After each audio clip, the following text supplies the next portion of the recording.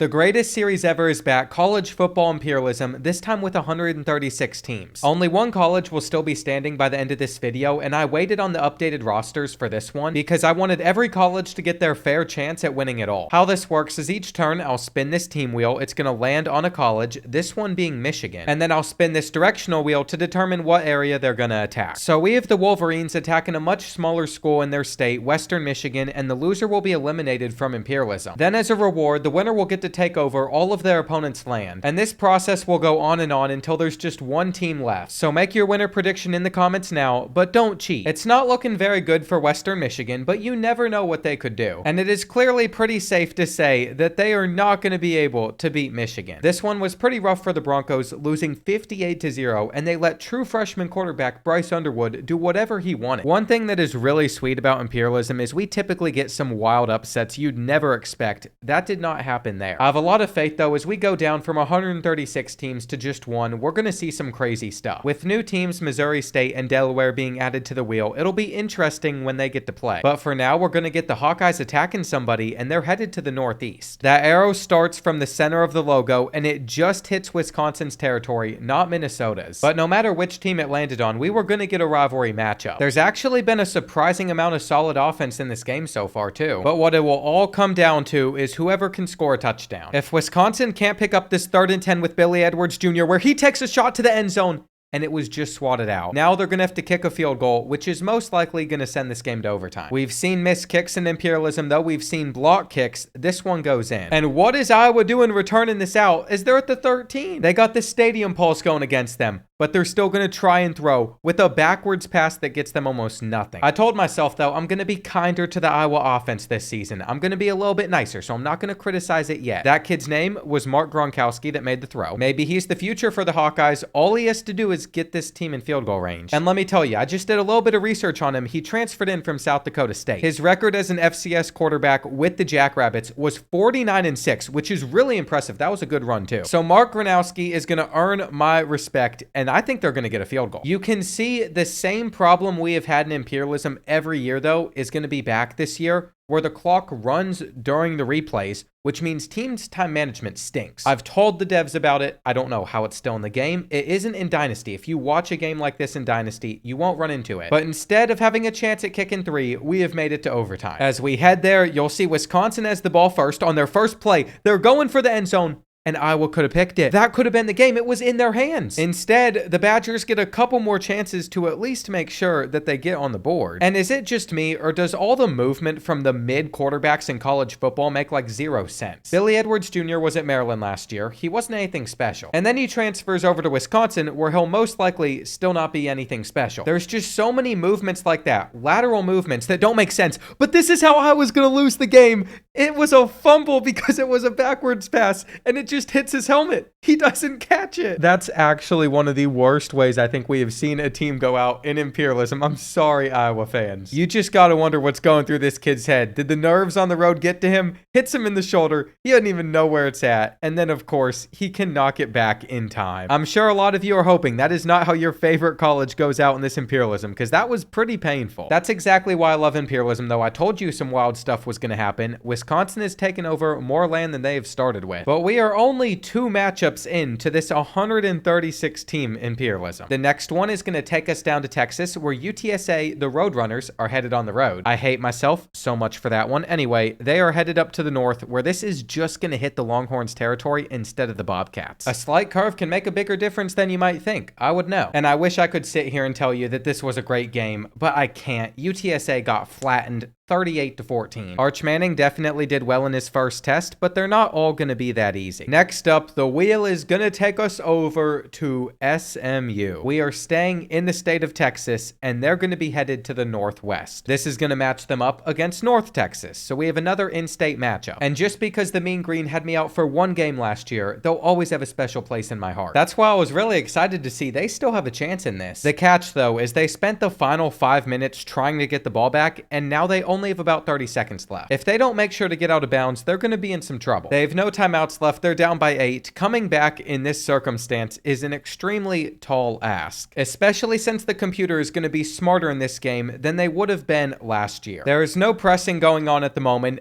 SMU gave up exactly what they wanted to, and this is where the time is about to run. See, before North Texas even has a chance to get up to the line, another 5 seconds went off of the clock, so they basically have 2 plays left to try and pull off the comeback, but they're inbounds, so that's going to do it. It was a really good effort from them, though, for taking on a team that was just in the college football playoff. Nothing to be ashamed of at all. They're just going to have to give up their spot in this Imperialism. I always love seeing how the map will change over time. You never want to get too much territory, and that wheel spin was a close call, but I'm giving it to South Carolina, which means Lenore Sellers gets to play. Now, he is very fortunate with where that wheel spin landed, pointing over in this direction. There's just a little bit of connecting land between Georgia Southern and the Gamecocks, so he gets to take on the Eagles. At first, I thought he was going to have to face Georgia, which would have been wild for one of our first 5 games. Sure enough, South Carolina went on a 38-0 run before Georgia Southern even got on the board. There was nothing too exciting to see here. They were able to take care of business, get themselves a nice win, and get Georgia Southern taken off the map, but it's going to put their territory touching another big school like Florida. We will see how that ends up affecting them in the grand scheme of things. For all we know, they might not get drawn on this wheel for like another 50 or 100 turns. UMass is very interesting though, just based off of their location. They are up here in the Northeast with Boston College, a team that typically either makes the top 10 or top 25 almost every time because there's not much competition in this region, but Boston College is being attacked. If UMass somehow pulls off this upset, that would change everything. And I was not expecting this, but it actually became a reality. The Eagles are currently down by 16 points on a 4th and 3 they had to get. They're going to need a touchdown, a 2-point conversion, then they're going to have to do it all over again. So I think it's pretty safe to say the Minutemen are in a solid position, though they gave up the touchdown. We might be witnessing the start of a generational choke. 2-point conversion, though, is thrown into the Minutemen's hands. And since they couldn't get the ball back after that moment, there was no recovering from it. That is going to give UMass the win over Boston College. I don't think we have ever seen them get eliminated this early. This has got to be an Imperialism record. It also will affect how that entire Northeast region plays out because Syracuse might be able to win it all now. At least that region. Going on and winning the entire Imperialism, still going to be a challenge. UCLA got the draw next, where we're about to see what Nico Iyamaleva can do against San Diego State. Now that he no longer plays for Tennessee, I can like him, I can root for him, even after all the drama that went on with the NIL stuff this offseason. You know, the beauty of living in this country is you have a free market. You can test your value. Doesn't mean it's going to work out the way you want it to. But at least he's not going to be knocked out early on in Imperialism. That run right there set them up to take a 17-point lead. They were never going to blow it after that. And it's pretty safe to say that so far the small schools have not been faring well against the Power 4 ones, besides when UMass shocked the world against Boston College. That's about how it typically goes though whenever we just get started with an Imperialism. Then, the deeper we go, the harder we go, the faster we get through this, all of a sudden we'll see some more upsets. Indiana is the next team to get landed on, also coming off of a playoff appearance. And I kind of feel bad for Purdue because I think we all know what is about to happen to them. Just give it another month or two, I'll put out my video with the Boilermakers titled I Rebuilt the Worst Team in the Big Ten again. It might just become a channel tradition. Looking at what they're doing though, they're not out of it yet. Ryan Brownie's thrown 2 interceptions, but he's also thrown for a couple of touchdowns. Most importantly, he's kept this as a 1-possession game, and he's going to keep the ball to move the chains. They still have about a minute and a half to make something happen as well. With some good pocket movement, he gets it out at the last second. His receiver was the problem there though. You have got to catch the ball. On 3rd and 10, that's what he's going to hope his teammates can do as he floats up a 50-50 one. And about everybody in this stadium knows what's coming. I think they can be proud though that at least they gave Indiana a fight here. They sling it out, and hang on, Purdue is not done. There is still hope for the Boilermakers, though he set him up. I don't know why Ryan wanted to see his teammate get cracked like that, but he almost did again. He definitely took it better that time. He was able to catch the ball, but they had to burn a timeout in the process and get out of bounds. All of a sudden, there is hope for Purdue fans as they keep hitting that hitch. But they have used all their timeouts, which might come back to bite them. Don't tell me they threw a pick after all this work. Ball is still in the air. I'm doing what every dad in the crowd is currently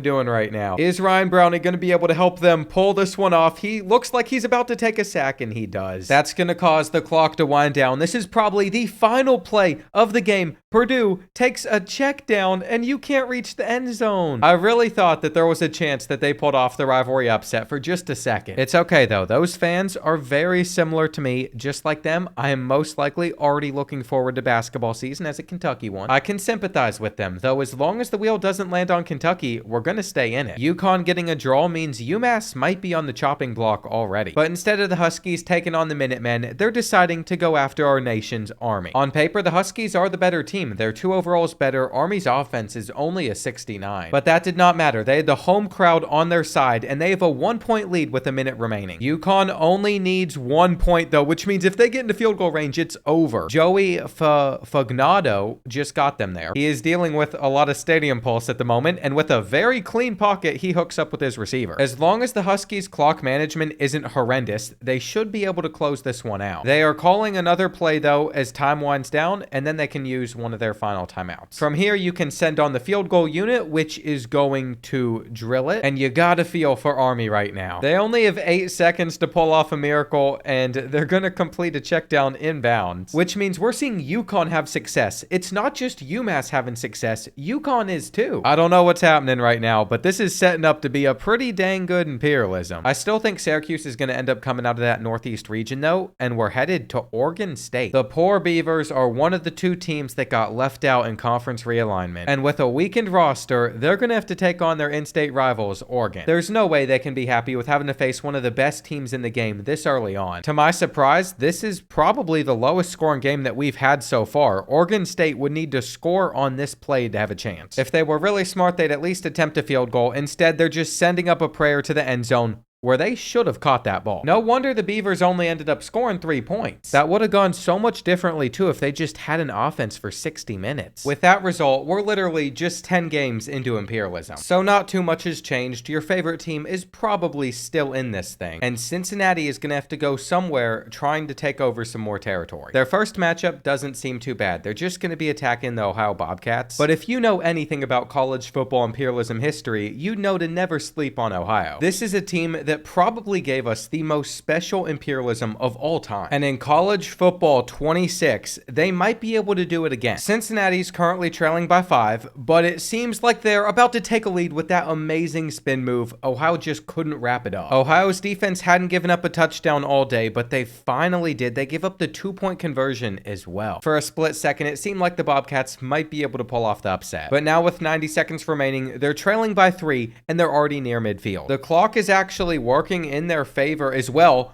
but Parker Navarro throws a pick straight to the Bearcats. Cincinnati wins this game with 1 first down, and they're gonna come close. It looks like there is not gonna be an Ohio storyline in this video, unfortunately. Their last hope is just sending the house on 3rd and 2, and they did. With 1 minute remaining, the Bobcats are about to get the ball back. Getting a touchdown in this time frame, though, is gonna be extremely hard on them, especially with a short throw underneath like that one. Now they're gonna laser over the middle. But Parker was not on the same page as his receiver, so he goes back to his tight end. By spiking the ball, they're gonna have about 18 seconds.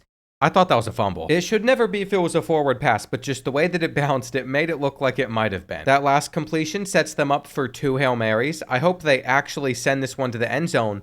They didn't, but they tried to get a little bit closer before having to send up one last prayer. I just don't get why you would throw that so short. For the things that the computer got smarter with, I feel like they're still really dumb in other situations, like that one right there, but Cincinnati's gonna escape with a win. They are for sure thankful that that's how it ended up turning out, and they're gonna double their territory. If they're struggling with Ohio, though, I have a hard time imagining they're gonna be able to win it all. For a split second, it looked like we were gonna stay in Ohio. Instead, it landed on Oklahoma. They will be trying to take over one of the other teams in their state, Tulsa. If we're being honest, the Sooners should really never lose this game. And that's exactly how this one turned out. A late touchdown by Tulsa made it look like it was an 18-point one. It wasn't. That's still getting outplayed, but they were outplayed even more than that. Tulsa just didn't put up much of a fight. It's a shame because their Imperialism appearance isn't going to last for very long. Maybe the Aggies will. The question's going to be, can Texas A&M live up to expectations? Surely they should be able to handle Texas State in their first first game. They do have to go on the road on a team that will be a member of the Pac-12 in the future. But even if I'm glad that the Pac-12 is getting revived, it's definitely not what it used to be. That was another chance for an upset that is not gonna happen. Realistically, the best way for a small school to make it super far is not get landed on. Poor San Jose State though, they just got selected, they're headed north, and Stanford will be awaiting them, but this is not the Stanford that they used to be. I remember as a kid, some of those Stanford football teams were awesome. They were a bunch of fun to watch. Maybe this can be the year where they have another great season as well. I don't know their roster. Beating San Jose State doesn't say much, but their running back Micah Ford had a pretty good game. They won 38-17. Like I was saying, Micah Ford was able to rush for over 100 yards, and the home territory was defended well, doubling the size of the land that Stanford currently controls. That now means that USC has some easier access to them though. It looks like we're going to be staying in the state of California. In fact, Stanford could be the first team to have to play back-to-back games. That is absolutely brutal. They're facing back-to-back attacks, one from each side. They're getting put in the middle of it. They might be able to survive this Eiffel Tower though. All they have to do is beat the Golden Bears. So far, so good. Their defense just needs to hang on for one more drive. They got the fans on their side, and I know I mention it in about every Imperialism, but I'm gonna mention this again. The fact that this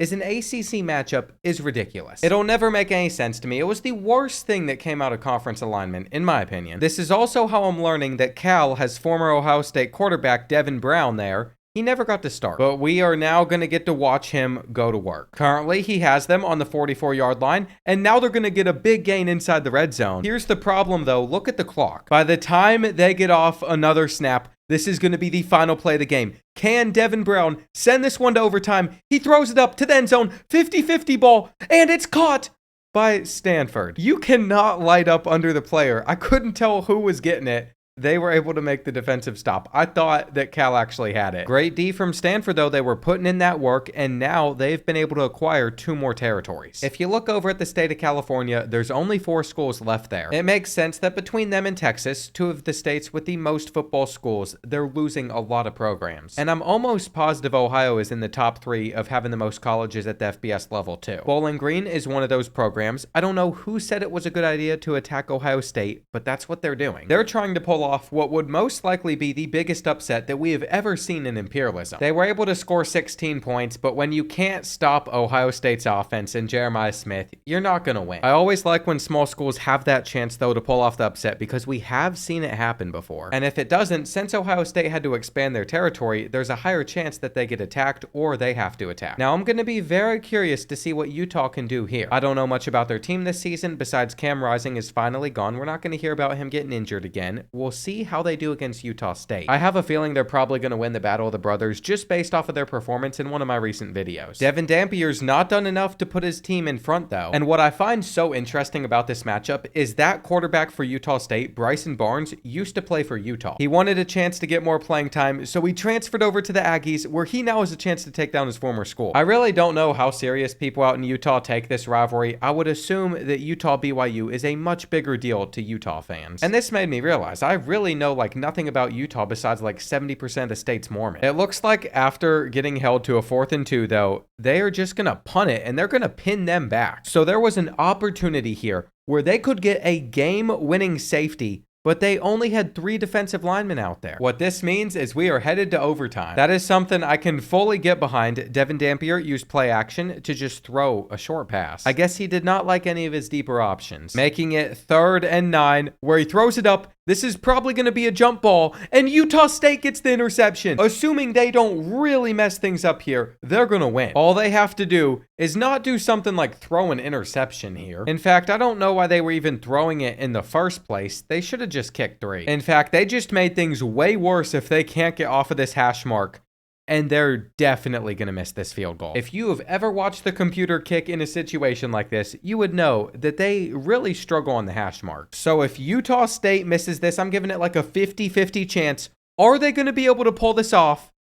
They do. I can't believe it. I thought we were about to get another round of overtime, but they did it. You can add that to the list of another result that is just catching me off guard. It's an upset. I don't know how much of an upset it would be. Maybe the line would be set at like 10, 14. Either way, we appreciate the chaos, and we are off to Memphis. Well, Memphis is off to attack one of the new 2 teams on the map, Missouri State. I can't even say it's time for the Bears' Imperialism debut, because whenever I've used FCS schools in the past, I'll do it again this year, I've probably used Missouri State before. I just can't remember if I have or not. Anyway, they're hoping to not get put out early. What's crazy too is if their offense even existed a little bit, they had a really good chance just based off of the way their defense was playing. But since they only scored 3 points, I mean, what more can you expect besides getting eliminated? I was pulling for them, but they did not play well. Next up, we got Kansas State. Sometimes, since there's only 2 teams in the state of Kansas, they can go a long time without playing. But not this time, and Nebraska's not going to be able to avoid it either. One of these 2 programs is about to be eliminated forever, and I can't believe how hard Kansas State is currently choking. There was a moment where the Wildcats were up 20-0, but Nebraska scored the last 14. Dylan Raiola is finally living up to his 5-star potential, and he just got them another 8. We'll see if he can keep up his streak of completing passes, but it looks like he's about to get a sack.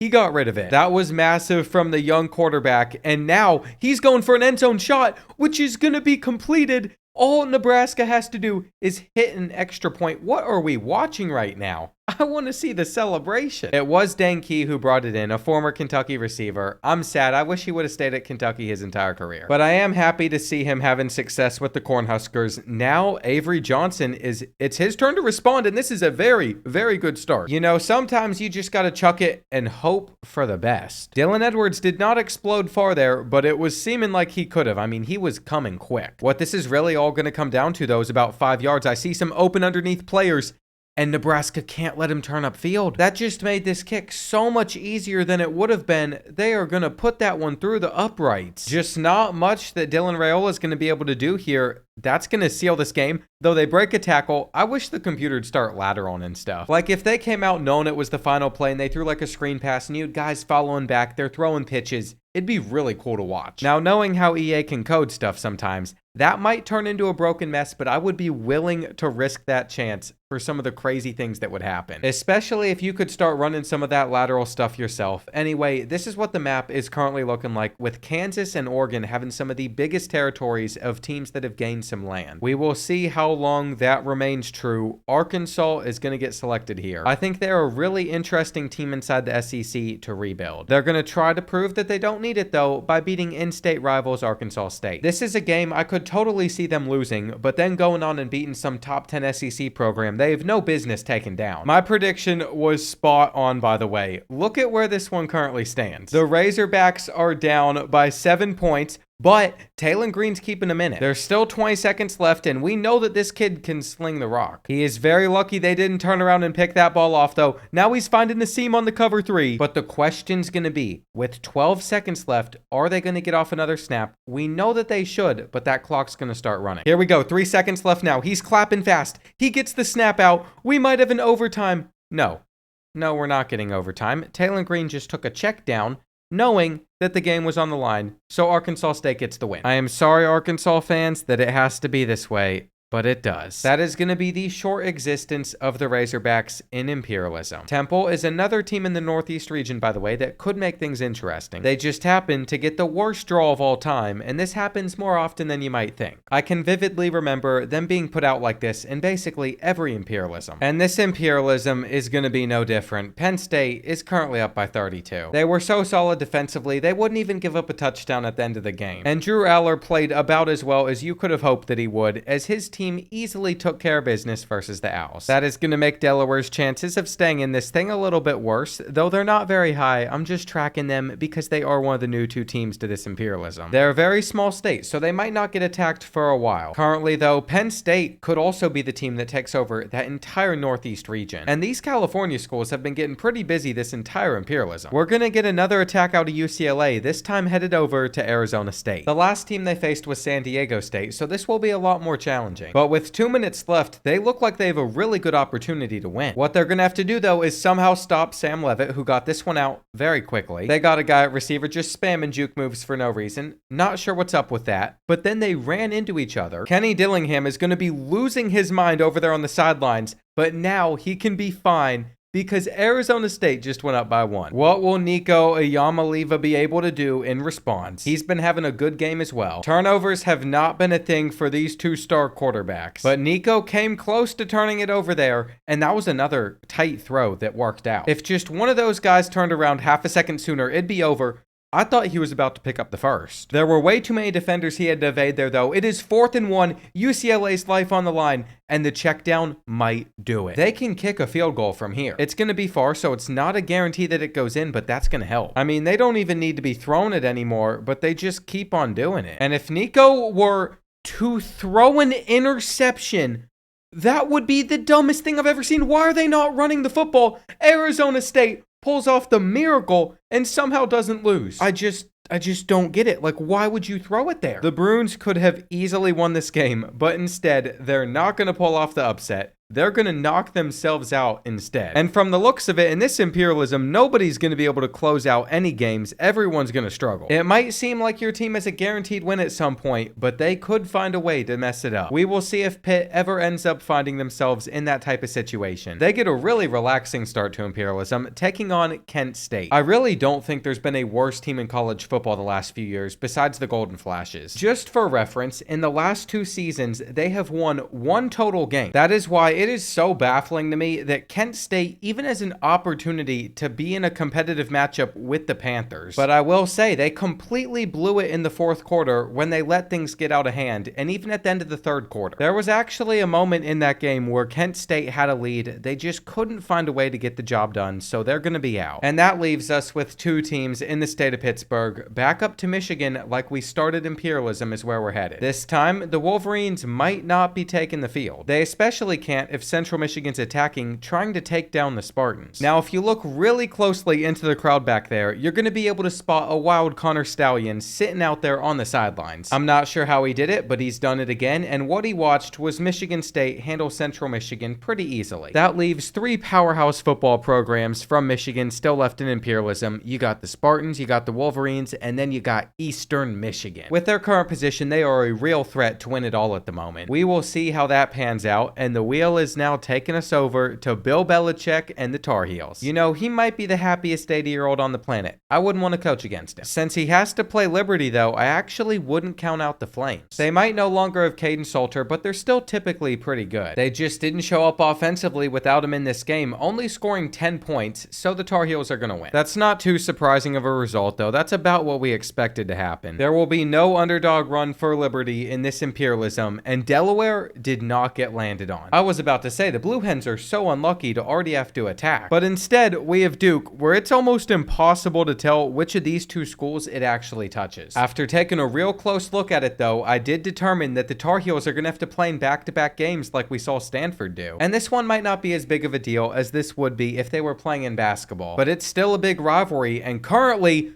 Duke could have ended it. That was not a good read. The ball bounced up. I'm surprised they didn't catch it. Gio Lopez was setting his guy up for failure, and they're just going to take this check down, but not get the first, and also fumble it. So Duke is going to win off of that? The Tar Heels had their chance to march down the field, get a game-winning touchdown. Instead, they're going to fall to the Blue Devils. Neither team played well offensively either, so neither of them really deserved it. All the Tar Heels had to do to not be in that position was put together one other good drive throughout that entire game. I really don't like seeing Duke do well in anything, but they have taken over a decent bit of land. We're going to have to head away from it for the time being as well, as Kennesaw State's attacking south. With their logo a little bit sideways, that's going to pin them up against Georgia Tech. I have a feeling one of the newer schools to the FBS level is most likely going to struggle. And as you can see, I mean, what was that throw? Team chemistry, not currently at an all-time high for Kennesaw State, getting in the way of the throw. But at least I'm going to end up rebuilding them sometime soon, which I'm really excited to do. I think they got a lot of potential. At least potential for a fun video. They got one of the smallest stadiums in the country, which is always fun to rebuild with when you're using a small school like that. Plus, we're going to have to compete with Georgia for recruits. For now, though, they are out of this video for the rest of it, and Stanford almost had to play again. They will not be the first team to have to get into 3 games already, though. Instead, it's Syracuse. But they will not be taking the field either, as they're the first team to get to claim an unclaimed state, since this is where the arrow pointed. That's what makes locations like that so overpowered, because they didn't have to risk losing in the process. We're going back to Texas again, though. Houston has gotten the draw, and they'll be trying to take out the Ragin' Cajuns, who are probably the best of the small Louisiana schools. I'm not considering Tulane a part of that group, by the way, even though they're group of 5. I feel like they're past that. As for the Ragin' Cajuns, though, they need to get Houston off of the field on this 3rd and 5 to still have an opportunity in this game,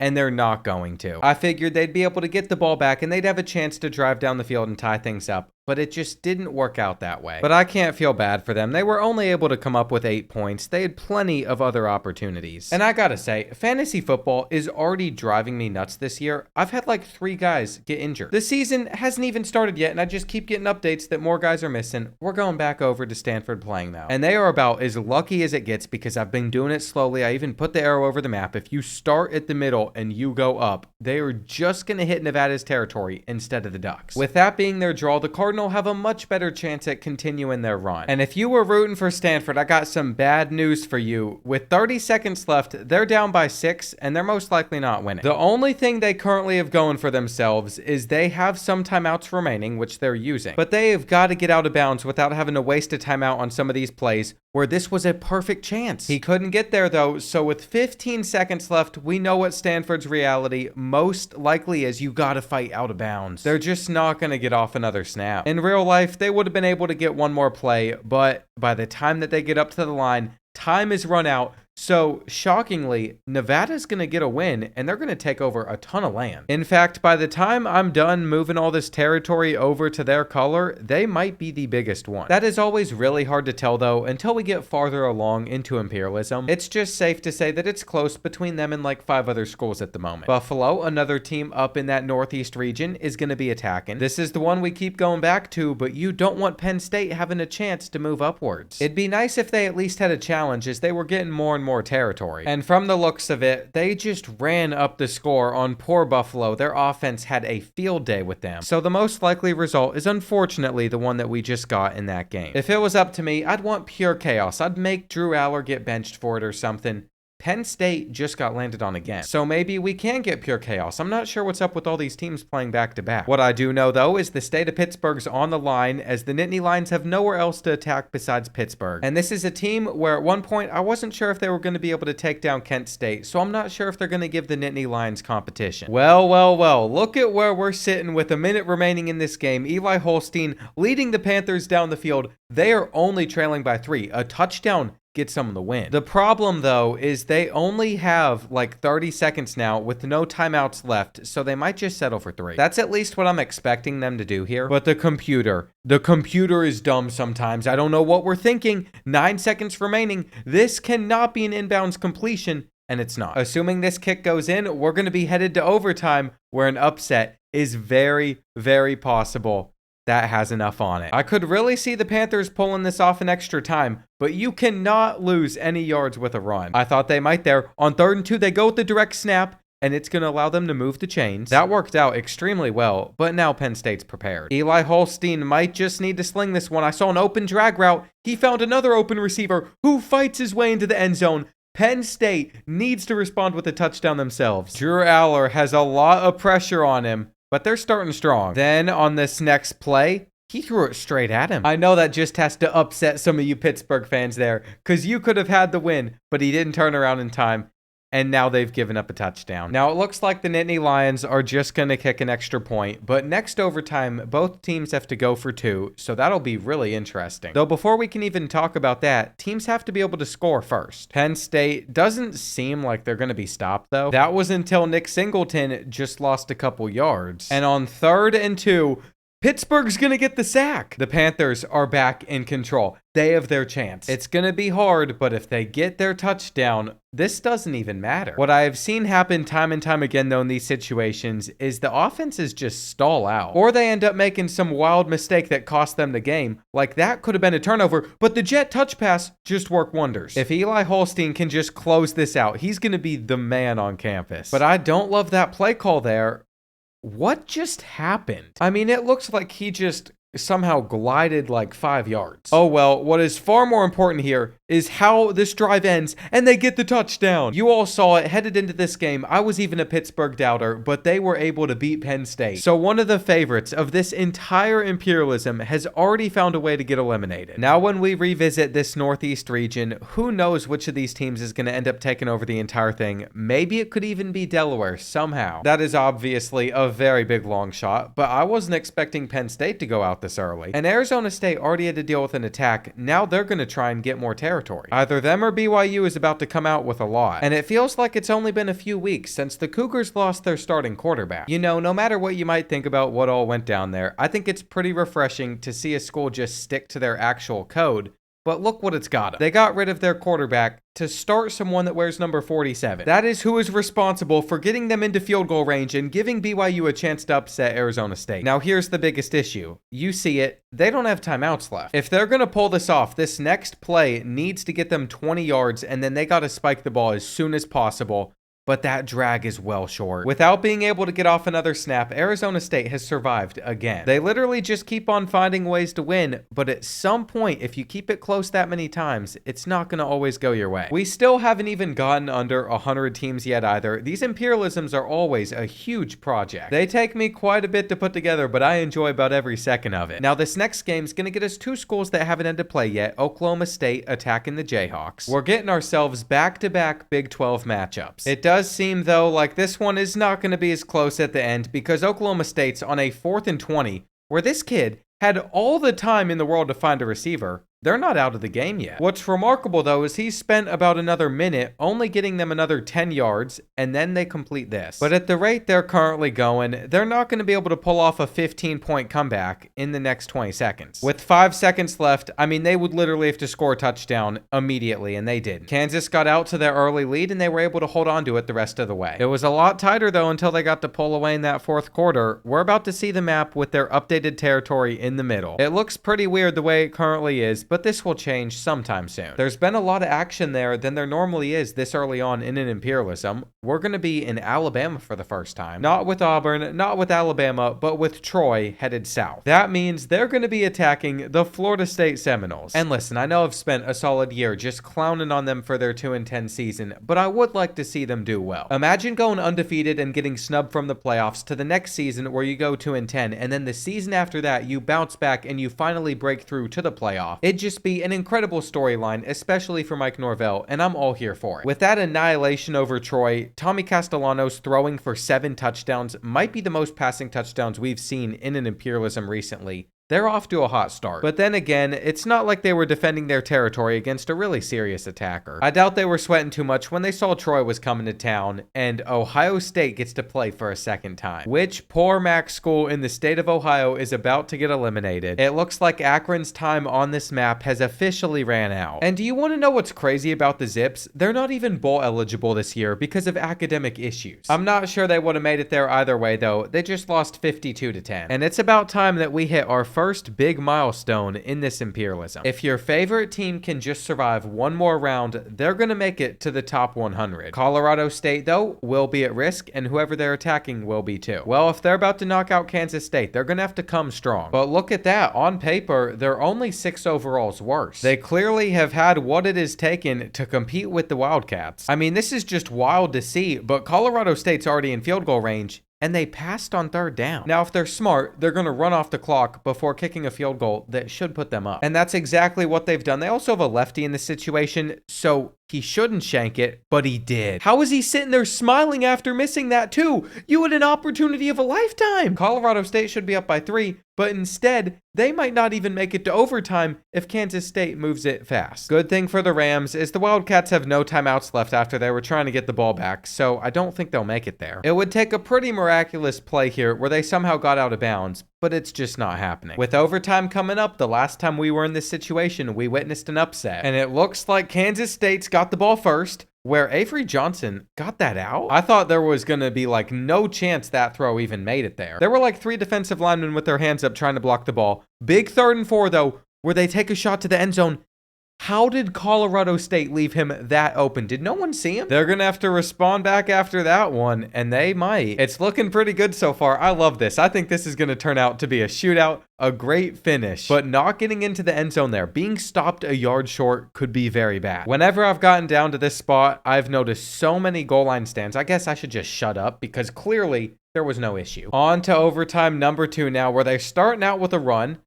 Nice little 5-yard gain. And I am very transparent. I will always be rooting for the underdog. I am biased here. I want Colorado State to succeed. I hope they pick this up, especially since Kansas State sent in the pressure, and they do. On this next one, Braden Fowler's-Nichols looks to the corner of the end zone.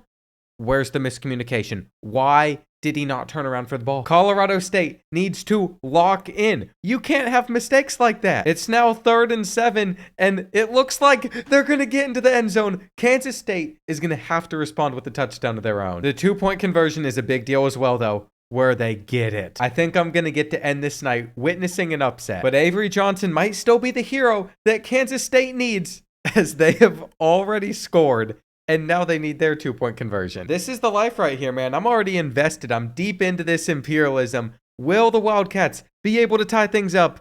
They're going to hand it off, and Colorado State gets the goal line stand. That is how the Rams are going to take over what might be the biggest territory in the country. Before we're able to claim a winner, there's a long way to go. But for like the first 25% of this video, this imperialism has been electric. And as we zoom out, we look at our top 100, it seems like 2 of the biggest territories are Colorado State and Nevada. This imperialism has a lot of potential to be the best one we've ever gotten. So it'll be interesting to see how it all unfolds. Indiana's having to play again already. This time they're headed to the south, where they're going to run into Western Kentucky and the Hilltoppers. And I hope they can represent my home state at least decently. Just from the looks of it, they currently are. The Hoosiers are once again in a tough spot, but at least they have the football. With 54 seconds left on the clock, they're down by 4. They almost threw an interception that would have ended the game. And imperialism keeps on trying to give us some great results. Here we go. 3rd and 9, plenty of time back there in the pocket. I don't know why they only sent 3. Maybe it's because he just continues to throw it straight at some of these defenders. This is basically it. They still have all 3 of their timeouts left, but that shouldn't make much of a difference. They take the deep shot,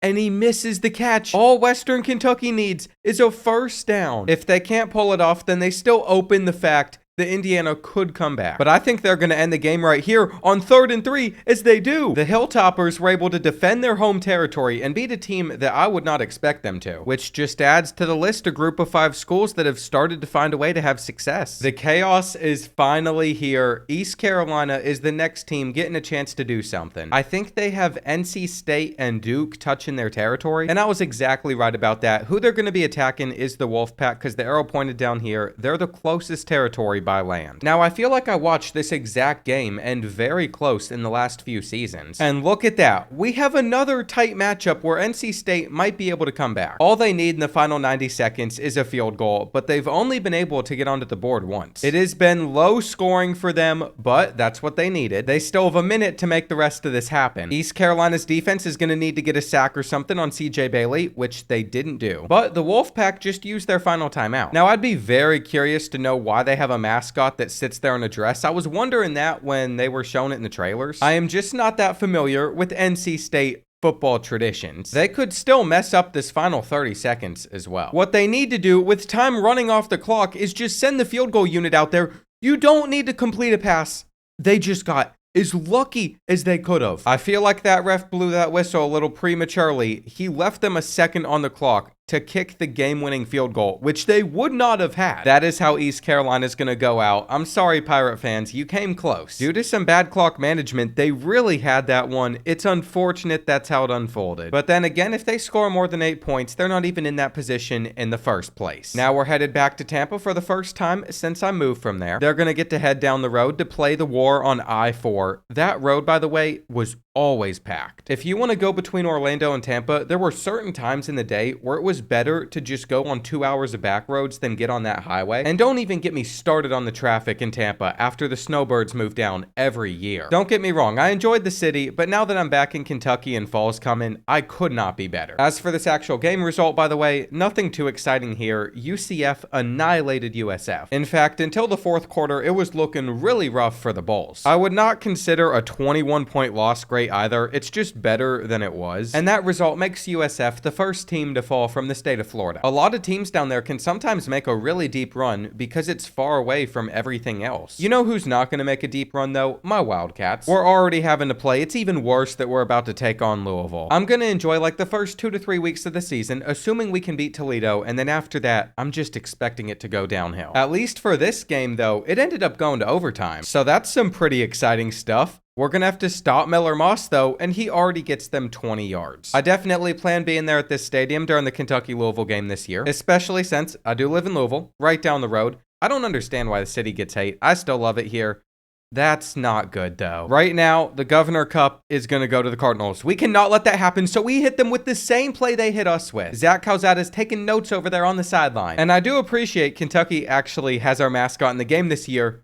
Catch that. You know what makes me so sad is we lost multiple receivers to the transfer portal. We lost Denke. We lost Berrien Brown. And I'm not saying they would have made a difference there. Berrien Brown would have dropped it anyway. But now we need someone to make a play, and that's what we get, is we mossed that sorry corner. I thought for sure that was getting deflected, but now we have double OT. There is still some hope for my Wildcats, not anywhere to run. And after a 2-yard RPO, it is 3rd and 6, but we're going to get just enough. That stadium pulse isn't that loud right now. We're not too shook up. The 2-yard plays are starting to scare me, though. Louisville's drive looked a lot more efficient than ours have, until we just have a gaping hole for Dante to take in stride with. That was some of the most beautiful run blocking I've seen from Kentucky football in a couple of years, but that pick hurts. Now the Cardinals can win this with a 2-point conversion and a touchdown. We have to trust our defense, though, and see if they can get it done. On 2nd and 8, Miller Moss gets it out quickly, and they hang on. I got to be careful which of these Louisville players I talk crap about, too. Some of them live in my building. There's the touchdown, though. So 2-point conversion time. Listen, if there were ever a moment for Kentucky to play lockdown defense, it would be right here. I see multiple guys open. Just end it. Just end it. No L's down today. Unfortunately, Louisville's going to knock out Kentucky. But listen, you best believe I am just sitting here waiting for the college basketball video game to eventually come out so Kentucky can have plenty of success in an Imperialism. Just the fact that a college basketball game is coming back in the first place is so sick. It's going to be a long few years, but like this college football game, we didn't have it for a while. Looking back on it, the time we had to wait for it to come actually flew by pretty quick. For this game that we're about to see, Southern Miss is attacking LSU. Keep in mind, the Golden Eagles are one of those teams I've used in a video titled the worst team in the game. So unless their new head coach and like 80 transfers can save them, there's only one way this is going. I'm afraid I spoke too soon. I don't know what's been going on today, but these results have been nuts. It is 3rd and 12 for LSU. Garrett Nussmeier gets it out. He goes deep, and it's a 50-50 ball that is swatted out. There is just no way the Tigers lose this game. They're going to tie it back up. And on the other side of things, they're going to have to stop the Golden Eagles offense from getting in field goal range. I don't know why they just ran the football, but they're able to get the first down. Braylon Braxton has literally had to play perfectly to put them in this position. He's got 3 touchdowns. But I feel like Southern Miss's sense of urgency is not high enough. There's only 10 seconds left now, and they're still throwing short. They're going to have to get at least 15 yards on this next play to have a chance. They did. They got the timeout out. But what are we doing? What are we doing? You're on the 33-yard line. Their kicker cannot be this bad. Why are they throwing up a Hail Mary? What? I don't understand. It's caught by LSU. The Tigers just don't deserve to be in this game, but they're going to get their chance to score a touchdown, and they throw a pick anyway. This is what was supposed to happen. If the Golden Eagles pass off on another field goal, I will lose my mind, though they might not need it. Braylon Braxton doesn't even want to lean on his field goal kicker. He said, I'm throwing for a touchdown. We're going to beat the Tigers. And I apologize for ever ever putting any disrespect on Southern Miss's name. Of all the winners of this result, I actually think that Tulane is going to be the team that benefits the most though, because they always end up losing to LSU, being trapped in that corner. Now, if they wanted to get out of it, they get to play Southern Miss instead. Not that it's a guaranteed win, we just learned that it's not, but it should still be a little simpler. And the Ducks are getting another chance to take more territory. I think typically Boise State ends up making it pretty far, but that might not be true in this one. Though if any group of 5 team has what it takes to pull it off, I'd bet on them. That would clearly be a very smart decision too, because I don't know what has been going on, but we have another upset on the line. There's only 15 seconds left, and Dante Moore's gotten them just 17 points. And it is unbelievable that the Ducks are about to lose this game, though they catch a touchdown. The flag was against Boise State, so there's still hope for Oregon. Didn't they win the last Imperialism that I did too? They were at least in the final, or maybe it was the video I filmed like a week ago where I simmed the college football season. Either way, they should not be losing. They're going to have to get this onside kick to still have a chance, and they don't. So it's becoming very clear that not a single team on the map is safe. Based off what we're currently seeing, if you want your favorite team to make it deep, I would just be rooting for that wheel to stay as far away from them as possible. You want this to come nowhere near your favorite school, and FIU almost got landed on. I really want to see the Panthers do well, despite knowing they probably won't. For now, though, we're getting another West Coast matchup, this time between Fresno State and UNLV. Now, if you were watching week 0 of college football, you would know that the Rebels were struggling with FCS school Idaho State, but they didn't seem to have too many issues with the Bulldogs as they just won by 17. Maybe Dan Mullen was able to figure things out over there. It means they're going to be bordering USC a lot more though. And with Arizona State on another one of their borders, they're not set up that well. We were about to get to see the Hurricanes play, instead it went to the other Miami though. And they're taking a straight shot between Ball State and Cincinnati to attack Louisville. That's just a little extra piece of land I'm sure the Cardinals don't want, but they're about to take it anyway. 1, because they didn't have a choice, and 2, because their defense has played well. Miami, Ohio would literally need to score in the next 4 seconds, which they took too long to even hike the ball. It's not going to happen. I'm sure at some point we'll see some wild comeback like that we would never expect, but if you're down by 12 with 10 seconds left, you shouldn't win. I think between the 2,000, 3,000 college games I've spectated over the last few years, that type of comebacks only happen once. I don't expect it to happen again. But just knowing it's possible is enough to keep me locked in. I'm somebody that loves to watch the final quarter of any game. I don't care if Georgia and Alabama are playing and it's the second quarter. I'm going to flip on those 2 MAC schools in the 4th quarter, especially if it's close. Speaking of the Bulldogs though, they're about to attack South Carolina. This is a matchup that we knew was coming in the future, and I thought it was going to be close, at least exciting. When you all see this score, you're going to be shocked. If Georgia's celebrating, you know Georgia won. Anyway, let's just go ahead, show South Carolina fans how bad it was. 40-0. The Bulldogs had almost 500 total yards of offense to your 175. I don't even want to know how Lenora Sellers played. It wasn't even Georgia's running game that did them so well, which is what I was expecting. It was Gunnar Stockton throwing for 425 yards. The Gamecocks just got embarrassed on national television while losing all of their territory. And this is what the current map of the United States looks like. The southeast part of the map always ends up being a lot more congested for the longest time because there's a lot more teams there. Florida State's going to get another opportunity to take the field though. And we have another great game on our hands because I know the arrow is pointed down a little bit to the right into the Gulf, but the closest team that they can get to by land would be Florida, so despite being pointed down here, they're attacking the Gators. And nothing hits better than getting a rivalry game in Imperialism. I guess Florida State didn't want to show up though, because even though DJ Lagway threw 2 interceptions and did not play that well,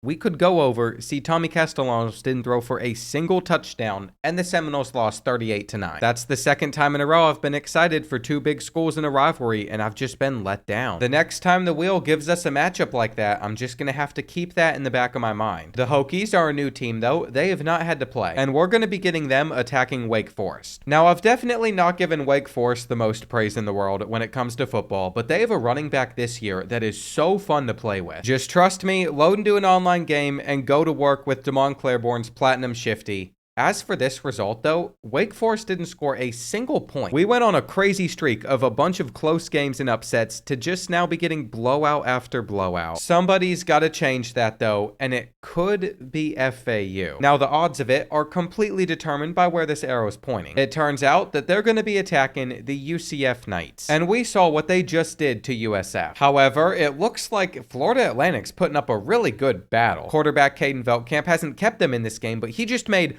back-to-back really good throws, and UCF forced him to go out of bounds. Why didn't he fight? He just avoided that tackle completely. He did not want to get hands put on him. And this is where UCF's defense is going to have to come up clutch as they're holding them out of the end zone. But the refs give them a touchdown anyway. I bet that gets reviewed. They're trying to decide the spot of the ball like I predicted. They determined it should be 3rd and goal, where they're not running, they're passing, and he wasn't even turned around. That corner is very lucky his body got in the way of that touchdown pass. The game now all comes down to this. Can the Knights hold on? It looks like they're going to send the house, and then they get hit with an RPO to number 57. Do they got like an offensive lineman playing tight end? All I know is the Knights should not be running the football right now. Taven Jackson hands it off again though. What are they doing? The AI is somehow getting dumber and dumber on College Football 26. It had dumb mistakes on 25. But I feel like this is even stupider. I don't know, while spectating, I've just seen a lot of weird decisions between filming this Imperialism and the last one. And it looks like UCF's not even going to get off another snap. It just showed the replay. They never got up and spiked the ball, so FAU wins. As a true FIU fan for life now, this result does not make me excited. I know it's another upset. I just don't like seeing the Owls doing well. Notre Dame is going to expand in some direction, though. They're headed to the west. And that puts the Fighting Irish up against Northwestern. Now, I don't keep up much with the Wildcats in football, but I know they're building a new football stadium. I don't know if it's done, though, or if it's rendered into the game like they did for Kansas last year. It looks like their old one, so I'm just going to assume it still is. That was the most interesting part about this matchup. Notre Dame dropped 45 points while they were only able to score 21 with basically half the total yards of offense. They were simply not able to find the level of success that they were probably hoping for there. That result gives Notre Dame a really weird shape on the map as well. Tennessee is next. I think they're the first team from the state outside of Memphis that's had to play in this Imperialism. And they're trying to take out another team from their state, Middle Tennessee. I don't know if you all have seen anything about it, but the Blue Raiders are actually doing something pretty cool for NIL, where they only have one helmet and 2 jerseys to swap between, so they can have more NIL money to spend. Thankfully, inside the game, you can still use all their ones from last year. But I say that because it's interesting to see the direction the sport's going in, where they want less jersey options, but more money to spend on players. I think it's good for a team to have a little bit of jersey variety. Doesn't matter though, when winning is all that matters. And I'll tell you this, they have a real shot here. Now, I have no idea how it was 1st and goal from the 13-yard line, but that's where they're at. And it seems like Tennessee's defense is going to be able to lock down. It really makes me wonder how this is the score in the first place. Miracles can happen though. 4th and goal from the 22. Will they score a touchdown? They're not going to. That is unfortunate. And why do they only have 3 defensive linemen up there? That's going to be the easiest run ever. They didn't even try to get the ball back with their 3 timeouts. They just let the Volunteers get a gaping hole. So even though for a second it looked like they might pull that off, they lost. Just taking a look at this map right now, there's a lot more gray than there typically would be. I've seen most colors take the map over, but not that one yet. We'll see how that pans out. Charlotte is up. They have a lot of schools around them, so it might be hard to tell where this arrow is pointing. But to me, it's as clear as day that they're going to be attacking Coastal Carolina. As we head into this one, you'll see that these teams are very evenly matched. But this game on this teal field sure did not play out that way. The 49ers have only been able to score 3 points while Coastal Carolina just dominates. They have been able to coast to a win while defending their home territory. But if you look at the teams that are currently surrounding them, I wouldn't say that they're in a very good spot. There's a lot of teams that could easily attack them and would also most likely take them down. So we'll see how long they last. That arrow almost touched Navy, but it was actually on Missouri. One team from the state's already lost, and it looked like they were going to try and avenge Missouri State, but this arrow's actually touching Illinois. And I am still learning more rivalry games and names every single day. I didn't know the arch rivalry was a thing. I don't know why it's called that, since the St. Louis Arch is where that's at. Missouri University's in Columbia, not St. Louis, so my guess is the St. Louis Arch divides the 2 teams. To connect the 2 schools, you gotta take the interstate bite or something. Anyway, this onside kick is gonna be scooped up by the Tigers, which is a massive deal because it gives them a shot in this game still. They've driven down the field all the way to like the 5-yard line where they get in the end zone. And I don't know why, but they saved all their timeouts. Here we go, another onside kick. This one is also not going to be scooped up by the first player. So Missouri had a chance to pull off one of the best comebacks we have seen yet. That is the exact reason that we watched some of these all the way till the end, but they're going to hang on. It would have been like a 4-possession 4th quarter comeback if Missouri did it. They were trailing by so much for the longest time to the point where I didn't even think they had a chance, but you saw with those onside kicks, they almost got back into it. If Illinois can just play the way that they did in those first 3 quarters though, they're going to be in this Imperialism for a while. Now we have Michigan up again though, this time headed to the other side of the state. They already took out Western, now it seems like they're going to try and take out Eastern too. We've gotten to see all the unique fields though. We saw the teal field, we saw the blue field, now we're seeing the gray field. I don't have good news to report from this one though. Eastern Michigan was losing 45-0 at one point. True freshman quarterback Bryce Underwood had no problems at all. But that's a good thing. This sets us up for a Michigan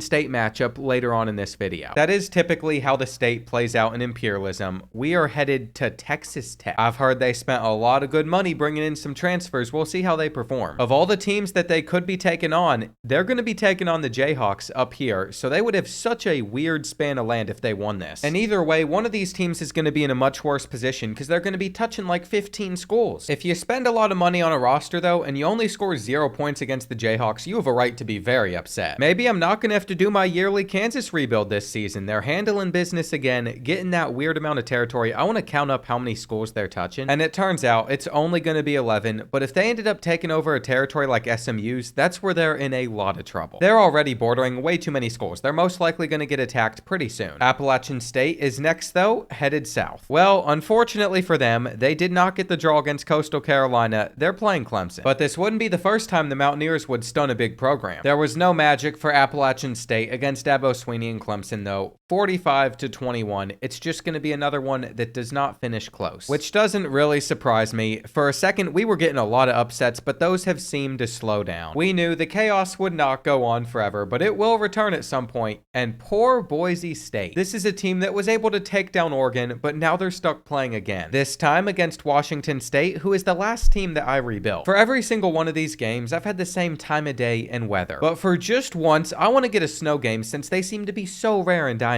I think they made them look a lot better this year, all for them to pop up like once every 7 years. And I don't think the Cougars had any type of advantage with this. I'm sure Boise, Idaho gets a lot of snow as well, but Washington State has just not played well. Maddox Madsen threw 2 interceptions, they only scored 23, and they were still able to win by 3 possessions. There's a reason the Cougars were my last rebuild, and now Washington is boxed into a corner. That is really good news if you're rooting for the Huskies though, because it's going to be hard for other teams to reach them, versus a school like Pittsburgh, who's already had to play multiple times and is again. What did I say? We might eventually get the Panthers versus Syracuse for this Northeast region. The winner of this rivalry will be the best team that's still up there. But I don't know what has happened to all the chaos and close games. I am so disappointed in Syracuse. They just let 31 points get dropped on their head. Obviously, Steve Angeli did not have a very good day, while you would imagine Eli Holstein had to do something right. It's just like we can't seem to get any thrillers anymore. And if we zoom out of the Northeast region, that entire one is gray besides UConn. Maybe Delaware counts as a part of the Northeast region as well. I don't know. Of the 2 new schools, they're the one that's not been touched yet. We saw Memphis take out Missouri State. Now they're trying to do more damage to small schools, this time against Western Kentucky, where it is just gonna graze that little tip. The last team that went to the Hilltopper Stadium did not come out to be successful. It makes you wonder how though, because Memphis just won 51-0. I mean, this is just ridiculous. Brendan Lewis didn't even have a solid game offensively. It's not like they rushed for 200, 300 yards either. Western Kentucky's offense was just that bad. They didn't just have a rough day, they had an extremely rough day, so they're wiped out. And we are getting closer and closer to having a top 75. Before that can happen though, there's still a few more matchups that need to be played. And this next one should be extremely good between Notre Dame and Michigan. The big house is packed for it. And Bryce Underwood's got to get his team in field goal range because they're currently trailing by a point with about a minute left. He has thrown 3 interceptions, so that's on him. And he's taken a lot of time for a team that needs to have a bit more sense of urgency. The good thing for the Wolverines is with 2 timeouts left, that does allow them to still take checkdowns like this. And we'll see if they can keep this up. Another one, but it gets them 4. There's only 17 seconds left now, and Bryce Underwood throws a pick trying to get them in field goal range. Notre Dame is going to hang on and take over half of the state of Michigan. I thought we were bound to see the Wolverines and Spartans play, but it's never going to happen. Just like that, the Fighting Irish have knocked out Michigan, changing up the map again. There's no telling what this is going to look like even 10, 20 rounds from now, because it just keeps on changing. I will say, though, a lot of the teams that have been able to gain a lot of territory haven't had to fight for it much. We've been seeing seeing a lot of matchups between schools that have yet to play. And this is a perfect example of that. These two schools haven't had to do anything so far. This is going to be a rivalry as well, just between a lot smaller programs. And the Warhawks are not in the best of positions, trailing by 5. The thing is, though, they did this to themselves. It's their fault. Just a couple of minutes ago, they were up 16-14 until they fumbled it and let it get returned for a touchdown, which gave Louisiana Tech the lead. They almost just handed them another turnover on a silver platter as well. I'm not sure what they are doing, but at least they still have about 56 seconds on the clock and they moved the chains. They're actually going to come up to the line to spike the ball here. It is so weird to me how teams will operate differently in sim and how the sim works. Like, watch this.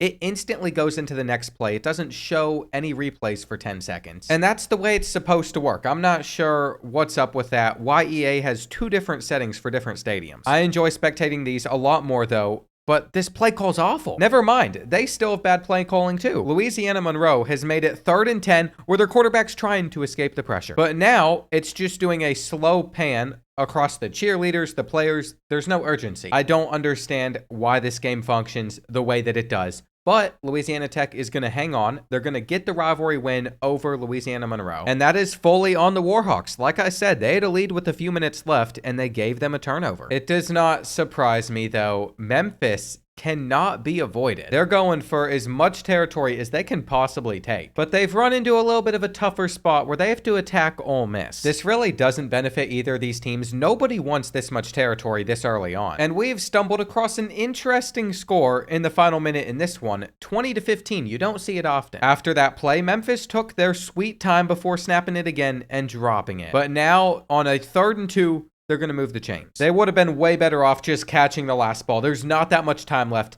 10 seconds on the clock. Brendan Lewis gets it out, and that was good. If they didn't drop it, it was over. With no timeouts, they're just going to have to send this one to the end zone, though. Unfortunately, that's going to lose them the game. You can see the time ticking down. They never got up to the line to spike the ball, and that'll do it. Again, though, this isn't really good for the Rebels. There's like 12 schools that are currently bordering their territory just with the way it's shaped. So it's safe to say they'll probably be getting attacked pretty soon. It looks like South Alabama is getting the land, though. For a second, I thought Southern Miss was going to have to play again after coming off that win against LSU. And apparently, they are anyway, because South Alabama's attacking their territory. We're getting some Sunbelt on Sunbelt action, and it's going to be a good finish. As you see where the Jaguars are at, they need to go halfway down the field. That tackle alone was super clutch. It kept South Alabama in bounds, which means half of their time just ran off of the clock, but they still have a fighting chance. 8 seconds left. You cannot do anything besides send it to the end zone. And you don't want to catch the ball there because that's going to run out the last couple seconds. Well, the Southern Miss madness is going to continue for a little bit longer. They sure know how to close out a game. In fact, all the teams from Mississippi have so far. Jacksonville State is going to give another Alabama school another shot. In the last few years, they moved up to the FBS level, but they got a decent team that's about to take on UAB. Whenever I went down to Tuscaloosa early this year to play Ryan Williams for the early college football 26 gameplay, I flew into Birmingham, so I stayed there overnight, and I stayed at the hotel that visiting schools stay at whenever they go on the road to play UAB. There was a really nice gym in there, and I say that because maybe it helped Jacksonville State be more prepared. Though I just thought about it, and Jacksonville State might be in Birmingham too. Never mind, it's like a lot of the other schools in Alabama. It's in a small college town. It's called Jacksonville. And I think it throws off a lot of people that it's not Jacksonville, Florida. Anyway, they're just currently trying to prevent overtime, which is close. If he hangs on to that football, that's where we're headed. But instead, they still got to score. After that completion, they had to use their final timeout. And what that means is there's only 10 seconds left by the time that they get up to the line.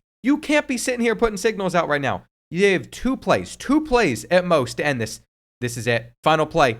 And they get in. We're going to OT. There's no being aggressive here. They're just kicking the extra point. That was a great comeback from UAB, though. We've seen so many drives fizzle out in the final seconds. Theirs did not. Huge 3rd and 1 that Jacksonville State will convert. And just look at their helmet. They are beautiful. Those alone got me rooting for the Gamecocks as they're about to be on 3rd and 6. And we'll see what they've got drawn up here. They're sending it. 2 guys on him. And they knocked the ball loose. UAB can really do it. All they need is a touchdown.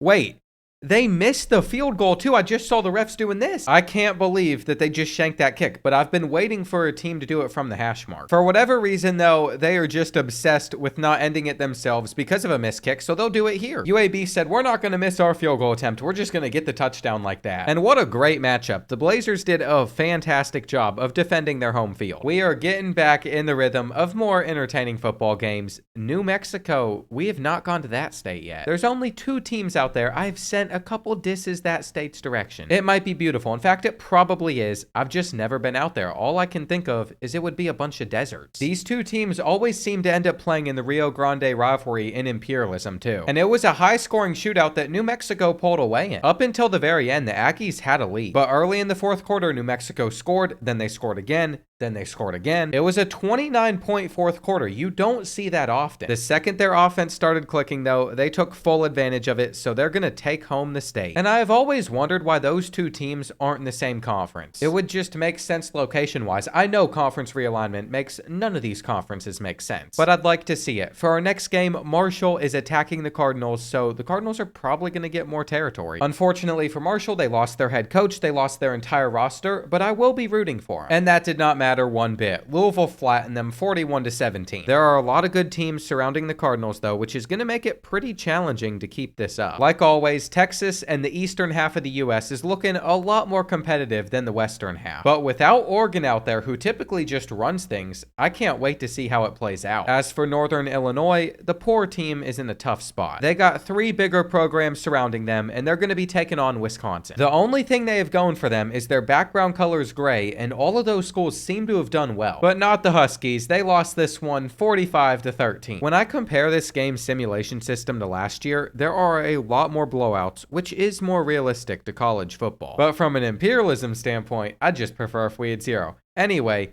SMU, they're getting to play. I think I said if they attack Kansas, that'd make all the territories look really weird, but the odds of an arrow pointing up this direction were so low. Instead, they're facing Sam Houston. In all honesty, this should be an easy snag for them. And I just have to wonder how the only points that Sam Houston was able to score was on defense with a safety. Their defense was more efficient on offense than their own offense. It's just a crazy metric to read. And these poor small schools are getting beat up on recently. Maybe USC can do the same thing to one. I'm pretty sure they have multiple ones surrounding them since all the other bigger schools lost. But that is not what the arrow wanted. The arrow wanted the Trojans to attack Arizona State, another threat out west. These 2 teams have got to be the best 2 that are still standing out there. It was not a competitive matchup though. I think you can see why. USC is trailing by 21. And what they decided to do while trying to pull off a comeback was hand it off there and waste a lot of precious time. I don't know what's going on with the play calling, but it wasn't good. And the Sun Devils are going to continue to expand into the state of California. There's only a couple other teams that still have land in the state, UNLV and Nevada. It's just remarkable to me that there is already no teams left from California. The Arizona schools cannot be done either. Arizona gets landed on this time. And all that land that New Mexico just took over is on the line. Apparently, this is a rivalry game as well. I didn't realize that these 2 teams played that much. And apparently the Lobos have a solid team because they've been able to force overtime. This game is all tied up at 18, so I have to assume that both teams have only scored field goals. 12 total field goals is kind of crazy. After that sack, I'm not even sure if New Mexico is going to be able to get that out of this drive. And this is going to be a long and 3rd and 14. But they got it. New Mexico is not done yet. All they have to do is punch this one in. But they are short there, and they're going to try it again. I feel like they were closer than where it was spotted, and they're not going to make it again. There's no way. You know how people say there's like a magnet to the hoop if someone's drilling a bunch of shots? Well, there's something keeping these teams out of the end zone. It is absolutely brutal to watch them fail to score over and over. Maybe Arizona can figure it out, though. No, Fafita goes down. And they are set up under center, looking like they're just going to run this ball and settle for a field goal.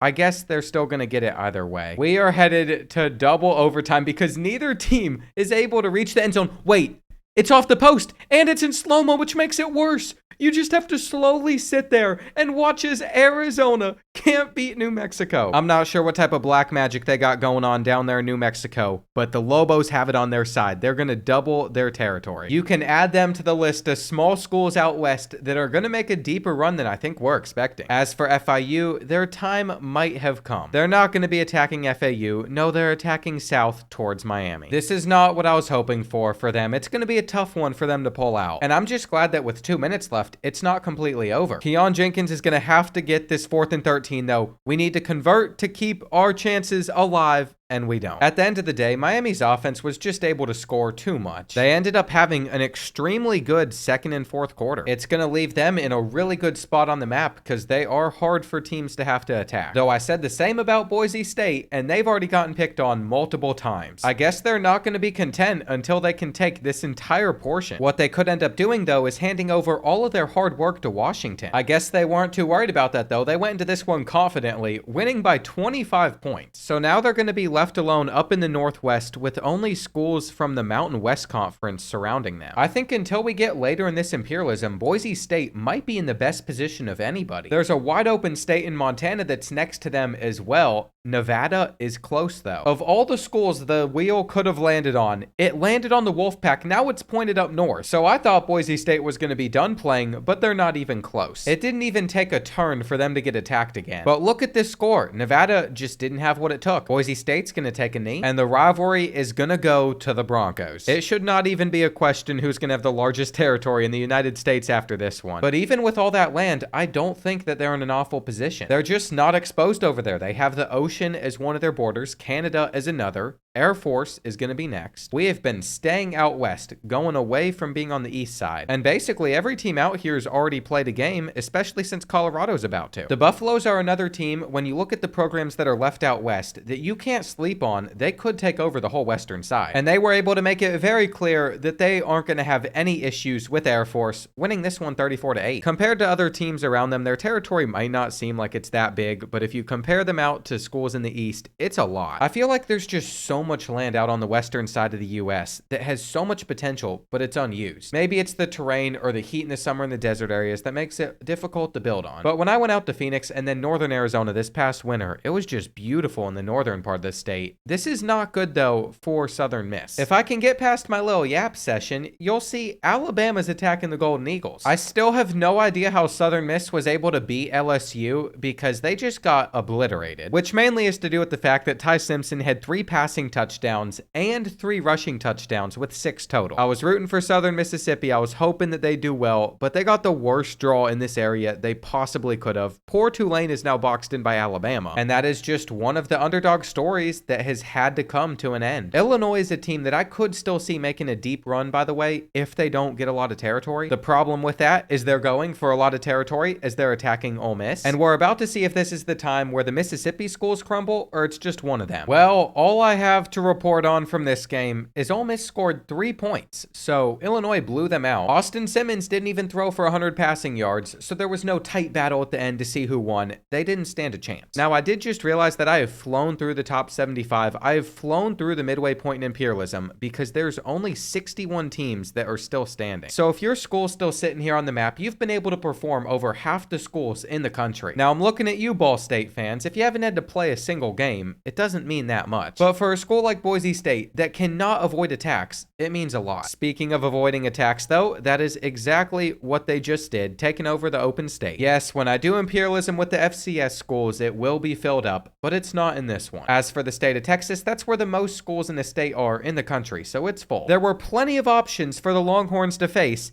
but instead, they've touched this piece of Kansas's territory up here, so they're attacking the Jayhawks. With how many teams are surrounding these two teams' territories, combine that, and this is awful news for either one of these programs. And look at this game as we head into the final last 2 minutes. Jalen Daniels is keeping Kansas in this one alongside their defense. They've only given up 28 points. But what was that read? If Texas just catches that ball, this one's basically over. They decided they were going to send some pressure here, and they've sent up another prayer. Jalen Daniels better make a play on 4th and 10, or else this one is going to be over. It's nice to see Kansas putting up a fight, though. They didn't just let Texas walk them. He's taken a shot, and that one can't be caught. At first, I didn't see the safety back there. I thought they just burnt them. This is not good. Even if Kansas could get the ball back still, since they have one more timeout. The main issue is I think Texas is in field goal range. Why is Arch Manning throwing it What are they doing? The Longhorns made this as hard as possible on themselves, but they hit the field goal. And from that point, Kansas was not going to come back. This has got to be the weirdest territory we have ever seen on Imperialism, though. It's going to start all the way at the bottom of Texas, where it borders Mexico, and go all the way up to the most north point of Kansas. Because some of these other teams out west have lost, though, it's only bordering 11 different programs. So that is the benefit of being farther into Imperialism now. Where are we headed now? Not Boise State again. I also just noticed that there's a color on the arrow of that wheel, so I don't have to squint to decide what school it landed on. And this is going to be a rematch of the Mountain West Conference Championship game last year for more land. Boise State is really taking over right now. They are trying to assert their dominance. And I'll tell you this, they're doing a great job of it. 44-10, no problem at all. Even without having Ashton Genty on the team, Maddox Madsen has been carrying the Broncos. There just doesn't seem to be any stopping them at the moment, though you have to wonder if they're ever going to get sick of attacking. I don't think we've ever seen a school get this much land before we're even inside the top 50. There's got to be something wrong with this wheel. I mean, how did it land on them again? I guess the next territory that they're going for is Wyoming's. And with their current track record, I don't think there's going to be anything interesting for us to spectate. Well, with it being a 10-point game with a minute left, you might think it's over. But the Cowboys still have all 3 of their timeouts, and they're in a really good spot on the field. So we're going to see if they actually still have some hope.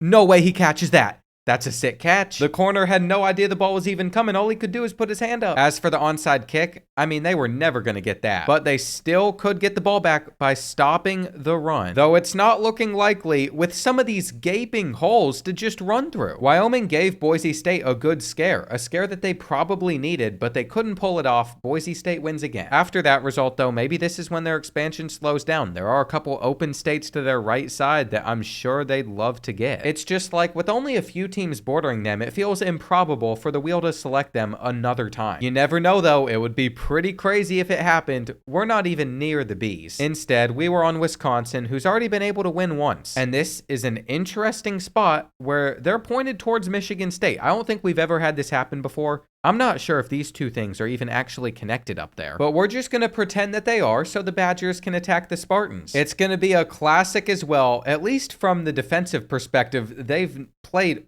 What? Wait, what just happened there? Did he run out of bounds then just throw it 10 yards down the field? I feel like I'm just seeing stuff sometimes. Anyway, both defenses have played really well. It's been another one of those games where outside of one touchdown, basically all the points have come off of field goals. Michigan State needs to lock in though, because Wisconsin is making a lot of progress. Billy Edwards Jr. is starting to get into a rhythm, but his receivers are dropping it. How can you expect this man to save Wisconsin and tear apart the defense when he's getting no help? I mean, his offensive line just did a great job, so maybe he is getting some help. But we'll see what time is remaining by the time that they're done celebrating and they get up to spike the ball. Just 7 seconds, and they didn't spike it. They're sending up a prayer that they're able to swat. But that was a very smart decision. You see if you can get the back shoulder throw to work. If you can't, then you have another opportunity to go for the end zone. 3 seconds left. Wisconsin for the win. Billy Edwards Jr. throws up another one. And why? They just tested the same corner twice. He's going to feel like the man on campus. That receiver was probably so confident as well, just saying, give me another chance. I promise. I got it this time. I got him beat. And then he didn't. That didn't really put Michigan State in a great spot, though. They're pretty exposed with their land. And there's just no way these teams out west are not sick of attacking each other. Either Boise State or Arizona State's about to have basically all of this. This is clearly the most important and the biggest game that we have had in this Imperialism yet. And it seems like Boise State has finally met a team that can handle them. Just a little over 90 seconds left. They're trailing by 12, but they're going to score a touchdown here. They're not out yet. What they're going to need, though, is either an onside kick or a defensive stop with their 3 timeouts that they have saved. I think it's pretty smart to just give it back to the Sun Devils and lean on your defense. The chance of the onside kick going your way has got to be less than 10%. The computer handles these spots, though, a lot smarter than they did in the last game, which is going to be hard on Boise State. It's not guaranteed that they're just going to run it 3 times. They'll mix in passes, they'll mix in RPOs, and that's that. There's nothing the Broncos can do. Sam Levitt's going to just take a knee knee and end it. Boise State isn't necessarily an underdog, but it was cool to see a group of 5 team make such a big impact. They were just one successful drive away from being able to keep it up 2, but instead, Arizona State ruined their party. And with only 23 points, basically the entire Western US is going to be Sun Devil territory. I see Hawaii just sitting there at the bottom of the map though. Maybe they're waiting for their turn. If they came in out of nowhere with a surprise attack and took it all over, it'd be pretty crazy. As for Mississippi State, they're going for the land that Ole Miss once controlled, which is exactly why I said it wasn't a good thing the Fighting Illini expanded so much so early. I guess dealing with the Bulldogs wasn't the biggest problem for them though. They didn't let them score. They put up 36. Just an absolute show of utter dominance that they're going to have to keep up with 14 schools bordering them. Considering there's only 55 schools left, that's like 25% of the teams remaining. But maybe for some of those, with where their land is situated, they don't have a chance at attacking Illinois. And I can say that because for schools like Oklahoma that are bordering, the odds of that happening, very low, but you know where that arrow was pointed, we're getting the Red River rivalry. Here's the thing though, Texas fans aren't gonna like this. Even if I wanted to, I can't change the stadium location to the Longhorn Stadium. It's gonna be at the Cotton Bowl, so they're not gonna get their home field advantage for defending their territory. This is where this game is meant to be played though. It's gonna be close. The Sooners trailing by 4 points with 100 seconds remaining. But John Mateer just got him a first down. He's gonna get him 5 more. And with a minute remaining, they should get out of bounds. Here we go, 3rd and inches. I thought they had the first down, but as long as they get something here, they'll be fine. Those timeouts are dwindling away though, so you really want to get out of bounds again. There's only 30 seconds remaining because it's taking so much time off the clock. And that's why they just used their last timeout. They probably got a solid 3 plays left, though that's helpful. It gives them the flexibility to make another short read like this. But look at that clock just running away. As you're sitting there smiling, you need to be hurrying. I'm not liking the lack of sense of urgency here. John Mateer, snap the ball. Snap the ball. That's how you're going to lose the Red River rivalry. They're just not going to get off another play. Texas gets to survive. The Sooners didn't even end up getting a good shot off to the end zone. They're just going to end up losing because they were not hurrying. And of the teams left on this map, a lot of these guys have already played a game or two. There's just a lot of programs in Texas, this Virginia area, that still have not gotten into one. And of course, I can't forget about Delaware because I'm following them pretty closely. Now with this arrow continuing to stay red right here, that lets me know it actually landed on Toledo. I don't have to squint at it, and they're going to be playing to the northwest. That is not good news for the Rockets, though, as they're going to have to take on Notre Dame. Of all the teams in the MAC, I'd say the Rockets had the best chance at making a deep run. But because they ran into Notre Dame, there wasn't that much that they could do. They were set up for failure. That is the simplest way I can put it. And with no luck of playing perfectly and pulling off the upset, they've been eliminated. Georgia Tech also has a lot of big schools around them, so if they want to stay in, they're going to have to play well, especially since that arrow is directed up towards Clemson. I'd like to think that with how good Georgia Tech's offense might be, they could stay in this game. But when you all see the final score, you'll see that getting points on the board isn't the whole story. Their defense couldn't do anything to stop Cade Klubnik and the Clemson offense. They gave up 44 points, 444 total yards of offense, so even if they would have scored 35, it wouldn't have been enough. Just from what I've been able to see in Sim, I feel like having a strong defense is a lot more important than having a strong offense. You've got to be able to prevent those high-scoring shootouts or else you're going to be eliminated. Virginia Tech is a team that's already played once, and they did pretty well. They also have a great opportunity to do well again because they're about to go on the road at Coastal Carolina. The last team that went on the road at the Teal Field did not come out on top, but I just can't escape the blowouts. The Hokies have been incredible so far. They held Coastal to 0 points. We're just going through waves with how these matchups pan out. Either we get a bunch of upsets and shockers, or we just get blowout after blowout. Part of that does have to do with who the wheel matches up against each other, but we've seen a lot of surprises. Pittsburgh could get matched up against a small school here and still really struggle, but they aren't even going to get that luxury as the arrow is going to direct them towards Maryland. I saw the Terrapins as one of the teams I should rebuild first on this game, so they shouldn't win this. And guess what? It turns out they performed exactly how we would have all expected them to, losing by 21. There was one surprising part about this game though, and it was Eli Holstein not through the air. He struggled there, but it was him on the ground rushing for almost 120 yards. He had a great time in this one, just further expanding all of the Panthers' land. And I just noticed West Virginia is sharing a huge border with Pittsburgh, which means we might get a backyard brawl for all of that Northeast region. We have also hit the top 50, so I guess that's important too. Is your team still in it? That is what I'm wondering. Virginia Tech getting a chance to play again. again, this time against the Cardinals, where both of these teams have won multiple games. If we were to finally get a tight one again, I'd expect it to be this. And sure enough, a lot is on the line with a minute remaining. Kyron Drones currently has Virginia Tech at the 31-yard line. He is trying to help his team get that game-winning touchdown. But after that stop, it's going to be 4th and 5. I know they still have 3 timeouts, but I'd say the game is on the line right here, and they bring him down. So it looks like the Cardinals are going to snag another win unless Virginia Tech can stop the run. Does this look like a box that's about to stop the run right here, though? Because to me, it doesn't. I can see a wide open hole that's going to get him a first. And what that means is Isaac Brown has ended this game. Louisville's just going to continue to win. That's the way that it's got to be. They have 11 schools bordering them, though, so they're not making it easy to keep on staying in it. Eventually, they're going to be attacked again. Georgia State's doing the attacking in this situation. I guess the Panthers believe they have what it takes to take down Clemson. They just coasted to a top 50 finish and then immediately got aggressive. For taking on one of the top teams in the country on the road as well, they didn't play that poorly. I mean, they only scored 13 points, but they held Clemson to 30, and what they've given us is an even higher chance that Georgia and the Tigers end up playing in the future. That would be an extremely good game. Tennessee could give us one here too. I have no idea what their ceiling's going to be this season since they lost Nico. And I guess Clemson's playing in another matchup because they're getting attacked by the Volunteers. I really should have kept a tracker of who's able to win the most games throughout Imperialism, and I'm just thinking about ideas I could do in the future for Imperialism, where the highest winning team in Imperialism gets a spot in the championship, and then the other spot is the last team standing. I just think it'd be a great way to incentivize winning more, but it'd be a lot to track. So let's just focus on this for now, where Clemson is losing by 3. They better get in field goal range. This is not good news for the Tigers, and they handed it off for whatever reason. I guess it's going to make this 3rd down a lot more manageable, but Cade Klubnik throws it straight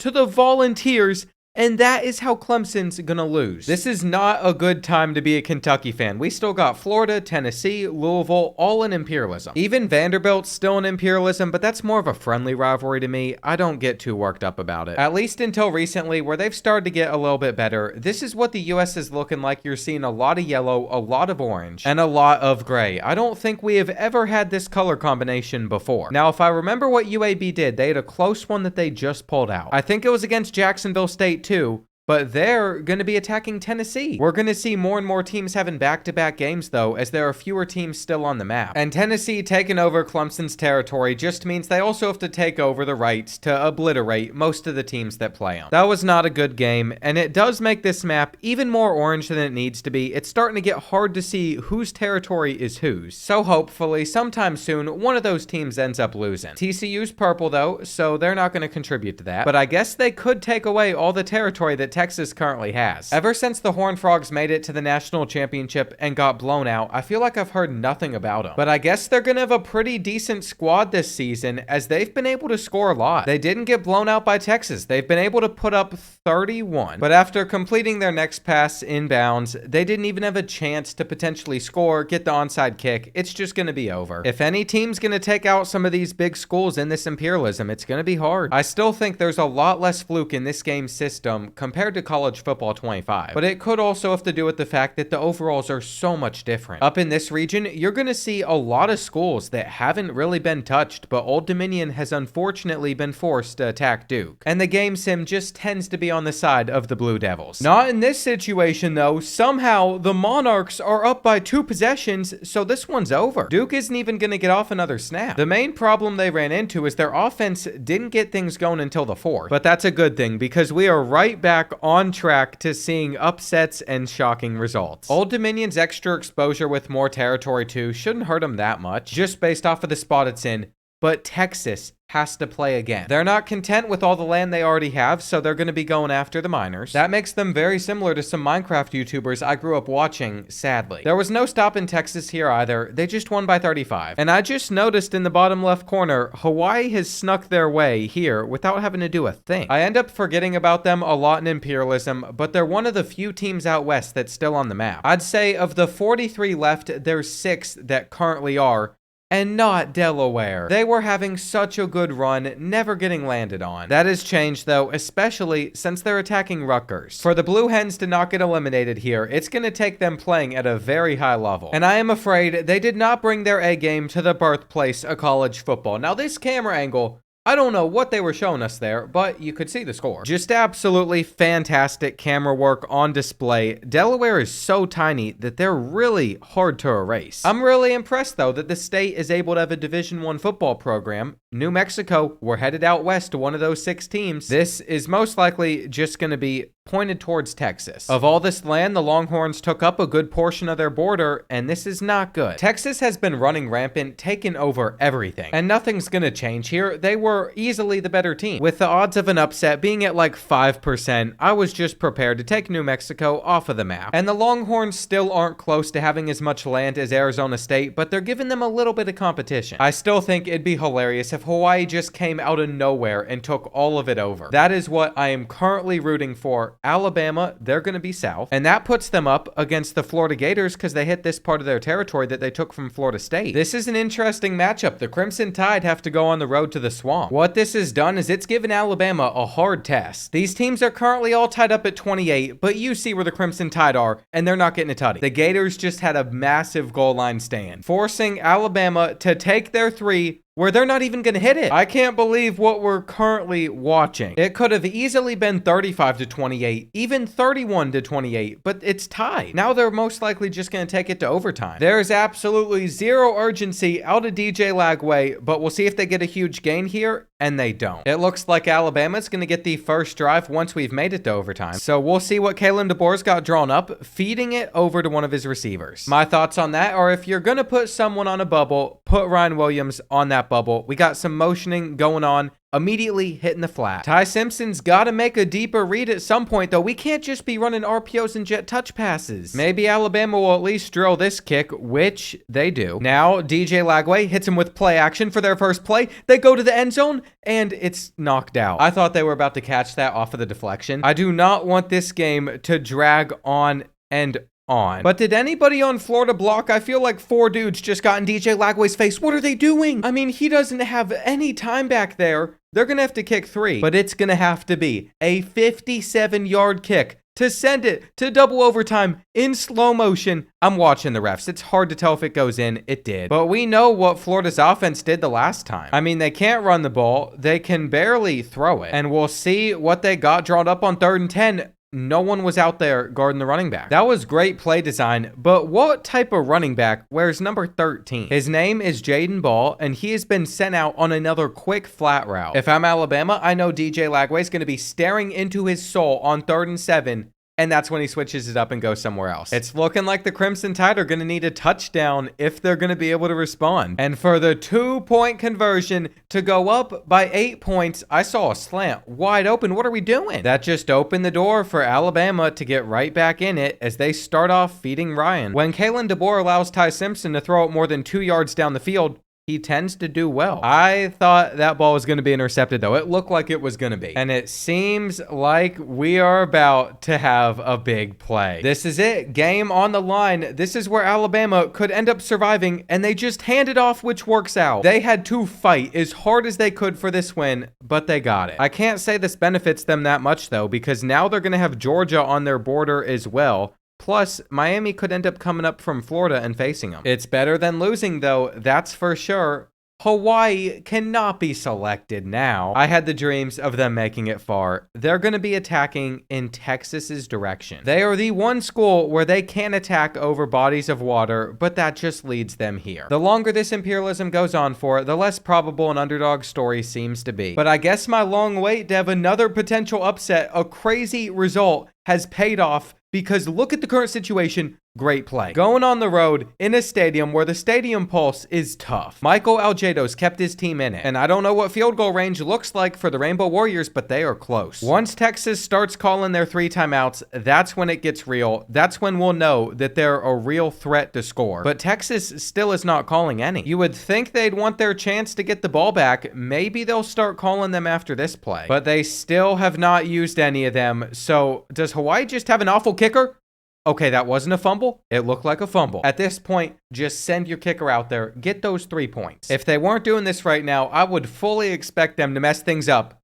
Texas almost blocked that kick. There's a flag. If this goes in, just decline the penalty, just decline it. What that has done for them is they have their lead, and now they just need to stop Texas. I don't know why they couldn't just grab that interception, but Arch Manning has one final chance to get his team in field goal range, and they're not going to come close. You have to just send up a 50-50 ball down the sideline. It's wild to me that he's thrown for over 300 yards, but 0 passing touchdowns. He didn't have interceptions either. Hawaii gets an interception on the final play, though, and the Rainbow Warriors have probably pulled off the most shocking upset of this imperialism. Those wild results always seem to be on the games that I expect to be over before they even start. And I know this current map with just under 40 teams looks very chaotic and random, but you still have programs like Ohio State, Georgia, and Alabama on here that are probably going to make a deep run. Notre Dame and Miami are still there too, but outside of that, it's a lot of schools I was not expecting to be here, which is great. It's why we love imperialism. I'm glad it can still be this way. As for Virginia, it's a close call, but I am gonna sit here and say that that's hitting West Virginia's land. That might be my most controversial call yet, but what we have is 2 teams that have not had to play. And I truly thought the Mountaineers would do better than they did. Chandler Morris transferred to Virginia, who helped them put up a lot of points, while West Virginia didn't get things going until the 4th quarter. So one orange team falls in Texas, and then another one starts to get a little bit of momentum, but Virginia's got a long way to go out of this region. I really don't think it's too much of a long shot for them, though, if you just see the other schools surrounding them. And Minnesota has just been chilling up near the top. They haven't had to do much, but now they're getting forced to attack Michigan State. So we will see what happens in their first game. Well, Drake Lindsey's gonna need a miracle for the Gophers if they're gonna pull this one off. That's a good touchdown, though. They still have a fighting chance. And here we go. Onside kick is not gonna be picked up by the Spartans. These are the moments that we sit here and watch for, but they have to get in field goal range while getting out of bounds. That is the toughest part about this.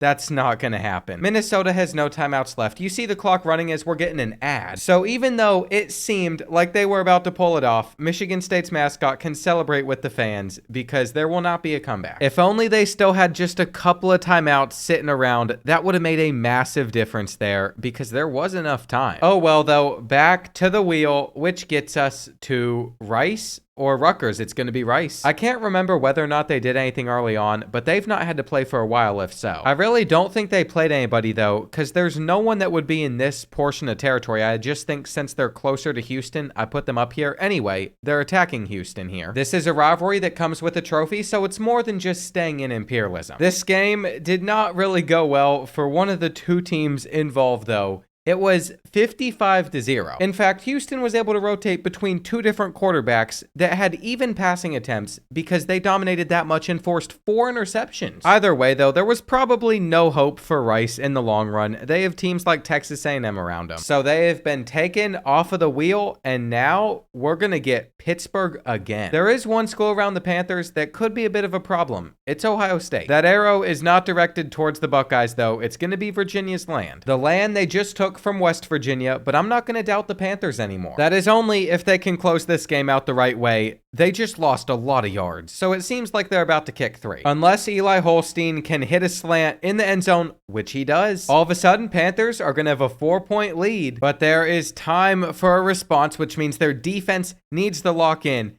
and just wrap up in bounds. That's all you have to do. If the Cavaliers aren't going to burn their first of many timeouts, then it's super helpful. Chandler Morris better start going for some deeper shots down the field or a 15-yard run. That was still solid, but this isn't great. They are left with 1 timeout and 21 seconds on the clock. It seems like Pittsburgh's about to get another win. With no timeouts left now, they're going to take another check down. You can't make this up. Virginia's not getting off another play. They're losing. It was smart from Pittsburgh, though. They backed everybody up. They gave them those underneath throws, and then that's what they took. What I really thought Pitt was going to do was take over the Northeast region, but instead they've been starting to move down and taking over more territory outside of it. What it's done is it's left programs like UMass, UConn, Rutgers, Navy still in this thing. They're getting the Boston College treatment of just coasting to the end without having to do much. But the second these big schools start moving out, they're going to just wipe out some of these parts of the map. Before they can do that, though, they have to get through tough tests based off of geography. Georgia is going to be playing at Tennessee, and the winner of this could very well be the team that ends up coming out of the southeast portion of the map. It was not the game I was expecting, though. You can see who's celebrating. Georgia won. They won with Gunnar Stockton throwing the ball 43 33 times as well as they took down Tennessee 34-13. Going on the road did not scare them, it did not challenge them, and as of right now, they are my pick to win this entire thing. You can make your pick as well if your favorite team's not in this anymore, if they couldn't make it this far. What would be super interesting is if Notre Dame and Ohio State matched up. That is not the case though. Instead, the Fighting Irish are trying to take over all the land that Illinois acquired. Believe it or not, this is just as impactful of a matchup as the last one we just watched. But do you think this was a competitive game? Because it wasn't. 45-10. How did Illinois do that? I thought if they won, they might squeeze it out like 20-17. We'd get to see it come down to the wire. But that was not the case. They took their home field advantage. Luke Altmaier threw for 6 touchdowns. And they crushed it. They crushed it. That's how they have continued to do so well. At this point, when we zoom out and look at the entire United States, it's safe to say you can't sleep on the Fighting Illini either. They've been able to pull off impressive win after impressive win, a lot of them being blowouts, and I'm not sure about Arkansas State. I think they might have beat Arkansas early on, and we haven't heard from them since. They just got their matchup against Louisiana Tech. And so shout out to both of these schools for even making it this far in the first place. Also, shout out to these two teams for giving us a great one that's going to end in a classic, I think. Louisiana Tech just took 40 seconds off of the clock for no reason at all. It's going to force them to use their final timeout. So unless they're taking shots to the end zone, they complete anything short and they don't get out of bounds, this one's over. There it is. Arkansas State makes the tackle they needed. And as we pan around the stadium, they just have to accept the fact that they're not going to be able to beat the Red Wolves. I am begging EA to fix that. At least have some sort of sense of urgency showed where they're trying to get up to the line to get off a snap. That's what really needs to be there instead of what it currently is. Now, poor Ball State has avoided attacking anybody. They made it this far, but their first game is against the Fighting Illini. And I'm not even going to jinx it by saying what I want to about Illinois. I guess just putting that idea out there though was enough to jinx them, because the same football program we just watched manhandle Notre Dame is only up by 7. They could still come up clutch and get their defensive stop, but they're not going to. I hope Ball State goes for it. If they take it to overtime, it's going to be harder for them to win it. But they're playing scared, so overtime, here we come. I can say that because Illinois is not going to be aggressive here. The computer typically isn't. Maybe they are though. I've just watched them take it to overtime so many times from that position. But this is different. They only need about 20 more yards, and they still have 2 timeouts to make it happen. What'll really make the difference, though, is whether or not they throw for like a 5-yard completion here. They got enough. I might be speaking highly about their kicker, but I expect him to have a pretty good shot from this position, as that one is going to miss. Never mind. Ball State still has their opportunity for an upset, as we're going to be headed to overtime. By the way, another weird thing I've picked up on, the computer doesn't run right, is Hail Marys. Last year, they'd take their time, they'd throw it up to the end zone. This year, they throw it in like 2 seconds. It makes absolutely 0 sense. And we will see what Ball State's got drawn up on this next play. It's a drop. You just can't have that there. At least the running lanes are wide open though. That gets them to the 1. Hugh Ashley has 115 yards on the Fighting Illini in this game. They want to continue to give him the rock in this situation, and I rarely see it work out, but he had a gaping hole to hit. Currently, Ball State sits in a very, very good position, and getting a sack there only helps their case. Luke Altmaier better have a dot dialed up. He throws it to the end zone. And why would they press? All of a sudden, it is completely flipped. I don't have much faith in Ball State. But if the Fighting Illini aren't going to make catches, if they're just going to let the ball bust them in the face, then there was a chance for Ball State to enter back into this, except they gave up a touchdown. Just when I think they're about to do something right, they give it up. And the Cardinals are going to have a miracle if they're going to win. They're not feeding it to their running back, though. In fact, Khalil Kelly just kept it. Now they're sitting out there in 5 wide, so they've completely switched up their offensive strategy. And on 3rd and goal, they continue to drop back and throw it, but it worked out for them. What I will be very interested in, though, is this 2-point conversion play call. Are they going to try and run against a very stacked box versus what they have on their offensive line? Or are they going to continue to throw the rock? I was expecting them to throw it, but that's going to do it. Ball State put in all of that effort to fall short in the final seconds. That could have been one of the top wins in this Imperialism, but it didn't happen. And that leaves us with 31 teams left on the map. There's so few now that you could actually double check that number by counting yourself. We are getting closer and closer to having the first full Imperialism winner of college football 26. And this is where Miami might start to come out of that corner they've been in, where this arrow points doesn't mean a thing. There's only one direction they can go, and it's against FAU. What I've learned over the few years of doing Imperialism is the Hurricanes Hurricanes are in a great spot, but not if they're going to struggle against teams like FAU, who they're barely beating. In fact, I would have thrown a flag there as a ref just to make things more interesting for a late hit, but he was being nice to the Hurricanes. FAU still has a long way to go in a limited time. They're not exactly set up for success, but just the fact that they're in it and have a chance is all that matters. On 4th and 5, the Hurricanes only sent 3. They dropped 8 guys back into coverage, but they couldn't guard that one player. And this is where I'm already preparing myself. I know I'm going to get frustrated with the computer AI. That was actually a good read, and it would work out in that scenario because they'd be able to spike the ball in time, but they're not going to get off another snap because of how the game works. So Miami takes their win. I've been asking for a patch on that for over a year now. And here's the thing. It works inside Dynasty, but it doesn't inside Play Now. It's so weird how the game modes are separate. Like, the gameplay you get inside Road to Glory is different than the gameplay you're going to get inside Dynasty. It just doesn't make sense why it's that way, but it is. That's how it's built. At least it feels like it's that way. Anyway, for our matchup, we got Texas A&M attacking SMU. Of the teams that are still standing in Texas, I'd say these are the best two. And it's given us a classic as we are currently sitting in overtime with these teams tied up at 24. Kevin Jennings currently has his team sitting at the 13, and on 2nd and 10 he's gonna keep it, juke to the outside, get a block, but he cut in. I think he could have taken that to the crib if he just stayed going towards the sideline. Now they're gonna have a tough decision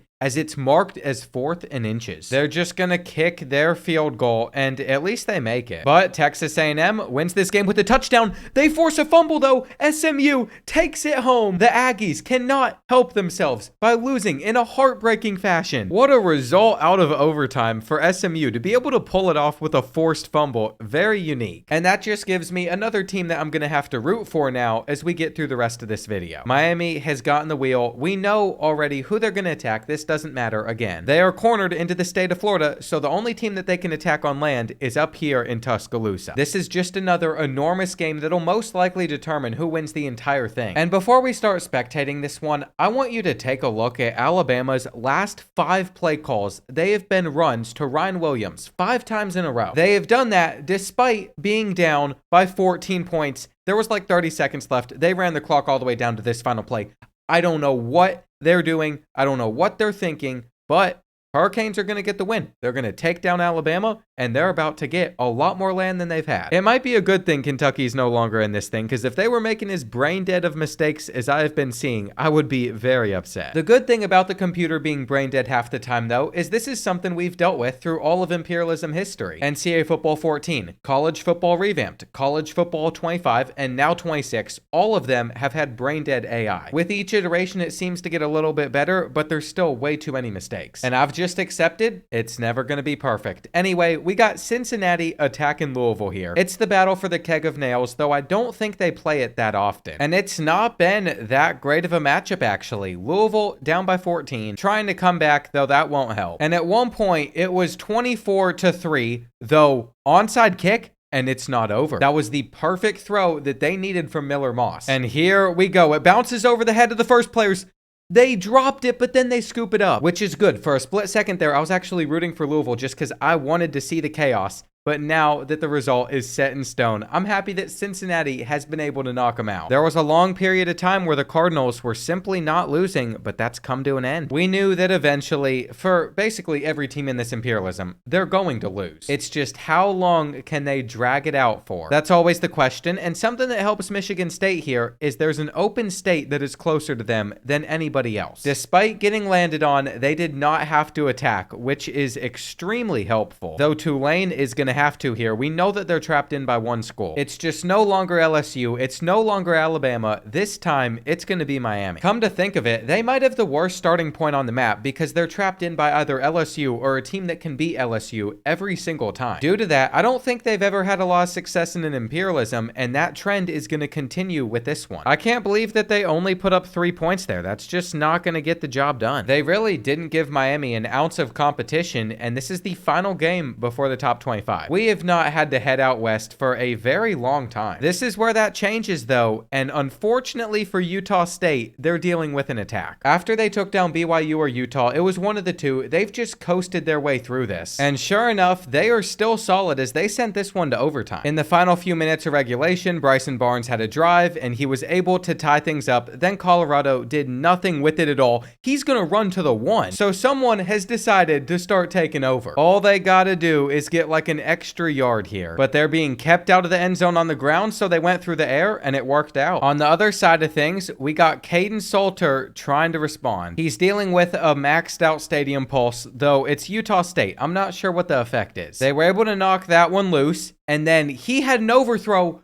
but at the last second, this safety just lowered his head into that guy, and it's going to cost them. That's going to spot the Buffaloes on the 1 yard line. They're going to punch it in from here. And we'll see if they can continue to have success on their next drive, as that was a filthy spin. Now they're going to go with back-to-back runs, which have not gotten them much. So I'd expect them to go back to the air on 3rd and 4, which they are clearly going to do. And it looks like Utah State just didn't get the pressure in time. 2-point conversion is very important as well, though. And Utah State stopped him on the goal line. It looked like he was about to reach across. That was a great stonewall, though. And Bryson Barnes goes down. That was not what you wanted to see. He's about to take another sack. It has been a pretty rough last couple of plays. And it's going to follow up with another as it is tipped into an interception. Colorado secures their spot in the top 25. That was a hard-fought, well-deserved win there. They're about to get a little bit more land, but when we take a look at the zoomed-out map, the Buffaloes' territory compared to Arizona State, compared to Hawaii, even compared to someone like Illinois or Michigan State, it just isn't as much, especially from being out west, but like I said, that's kind of how you want to play it. Clearly, for teams like UConn, avoiding a bunch of games has been very beneficial, and by attacking Rutgers here, they could have just gotten themselves into a lot of trouble. I never thought I'd see the day where both of these teams were making it so far in an Imperialism. And I don't know what's up with all these overtime games, but we have another. The Huskies are going to have the ball first here, where they're going to get themselves almost 20 yards. It was a very, very good start to their drive. And then on 2nd and goal, there were just too many open players. As for Rutgers, they almost threw a pick on their first play. And that is clearly something that they're going to want to avoid, which they've clearly done here as they're already in the end zone. Nobody is ever aggressive though. They're all just kicking their extra points. So we have gotten ourselves to double OT. That run though did not go anywhere, which is not a good start for the Scarlet Knights, and it keeps getting worse. If UConn doesn't go with man coverage on 3rd and 14, which did not work for them when they did in overtime 1, they're going to get the stop. Especially with that weird decision to run the football. This field goal is going to put them up by 3, but UConn wins with the tutty. They will most likely do the same thing though. There's just no aggression or anything. They're playing it safe now that they know they can. This is the same play calling Rutgers had. So they better not decide to go with an option run on 3rd down. If they did that, it would literally be the exact same play calling, but they did run it and it worked. It just seems like these two coaches are running the same game plan, which is obviously something you don't want to see. On 3rd and 14,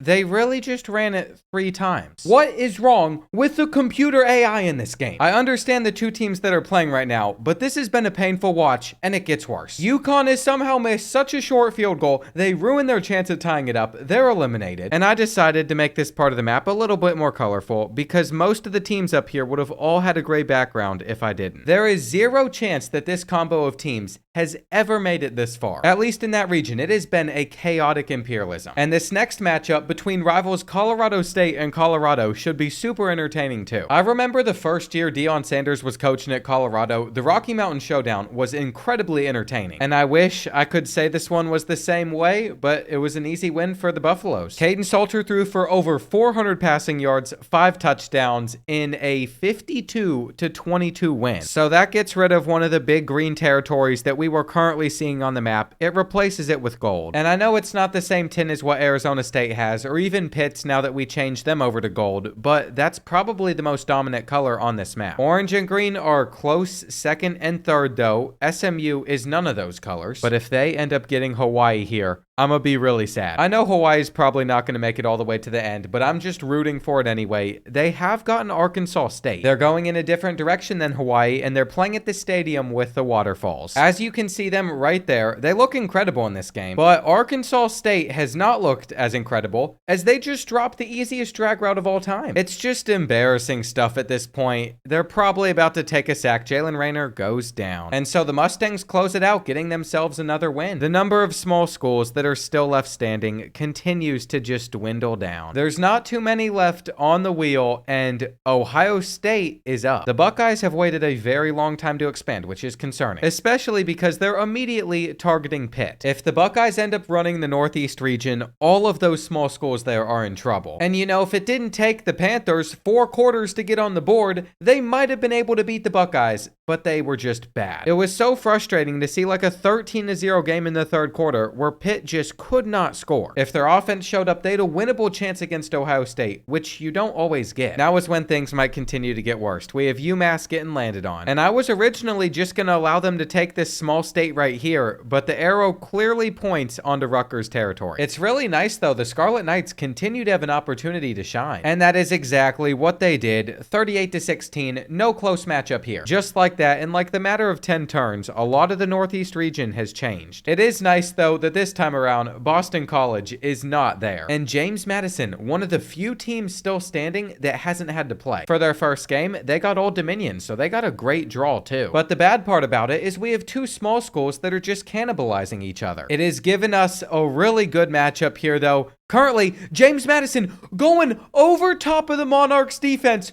for a touchdown on the first play that we're watching. They're back in front. And did they just get toasted by a tight end? What a play for the Dukes. 2-point conversion would give them a 3-point lead, which they really need if they want to be able to hang on. No problem with that. Old Dominion still has plenty of time to make a stand back. I like what I'm seeing out of their offense too. Their quarterback is just slinging this ball. He's getting it out quick. He's got a fast throwing motion going for him. Once again, he does, and this time it goes to a James Madison defender, so maybe he wasn't as amazing as I was talking him up to be. But until Colton Joseph sold the game, he was looking solid. We might as well start to count up the small schools that are remaining with this result, though. We see Navy up there. I think there's maybe 2 or 3 more. Not even that. With 19 schools remaining outside of James Madison at Navy, and then obviously Hawaii, everybody else is Power 4. I know some of those programs have recently made it to Power 4, but they're still a Power 4 team. It's just not looking good for the true underdog run. Though if a school like NC State or Cincinnati won it, I'd still consider that an underdog story. After this next game though, only one of them still gonna have a chance to pull that off. And this is setting up to be an overtime thriller as NC State just tied things up at 20. We still have yet to see a team be aggressive and go for a 2-point conversion. And Cincinnati is just running the ball, settling for overtime. It really doesn't make that much sense, but I guess it's what they wanted. And they're just gonna hand it off on 2nd and 10,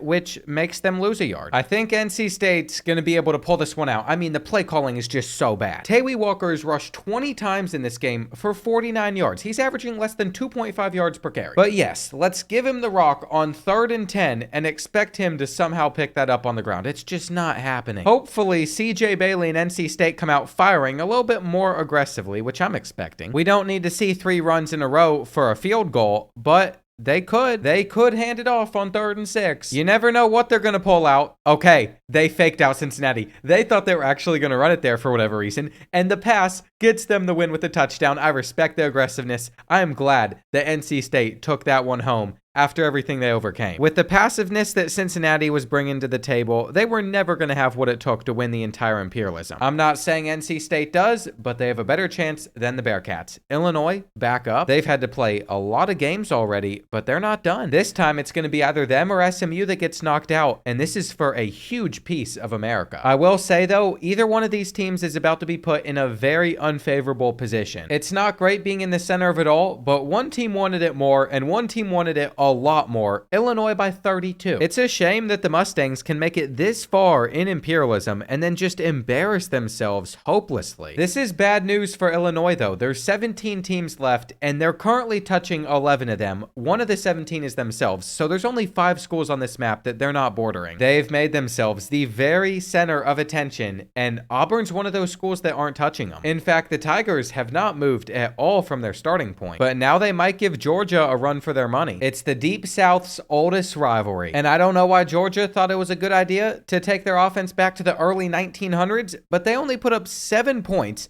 The same Gunnar Stockton that has been destroying teams. This time, he only threw for 174 yards and a touchdown. We've been seeing him go for 400 plus multiple times. But this is exactly why you don't want to play a lot of games. One bad performance is all it's taken to wipe them off the map. That makes Ohio State the last team on this wheel that I'd consider a serious championship contender. Imperialism truly has given us a very random draw again. But the Buckeyes are about to try and set up a blockade between them and all these teams over on the coast as they're attacking NC State. If they're successful here, those 3 schools will have to go through Columbus to get to the other side of the map. And it turns out a hostile NC State road environment has caused this game to be really close. Ohio State could still get in field goal range though, which is why I'm shocked they're running the football. They literally might have just set themselves up to take this game to overtime. They've gotten extremely passive here, but it is smart if they got held on 3rd down, which is not going to happen. You have to guard Jeremiah Smith there. You can't let him get open. All it's going to take is 10 yards and this game's over.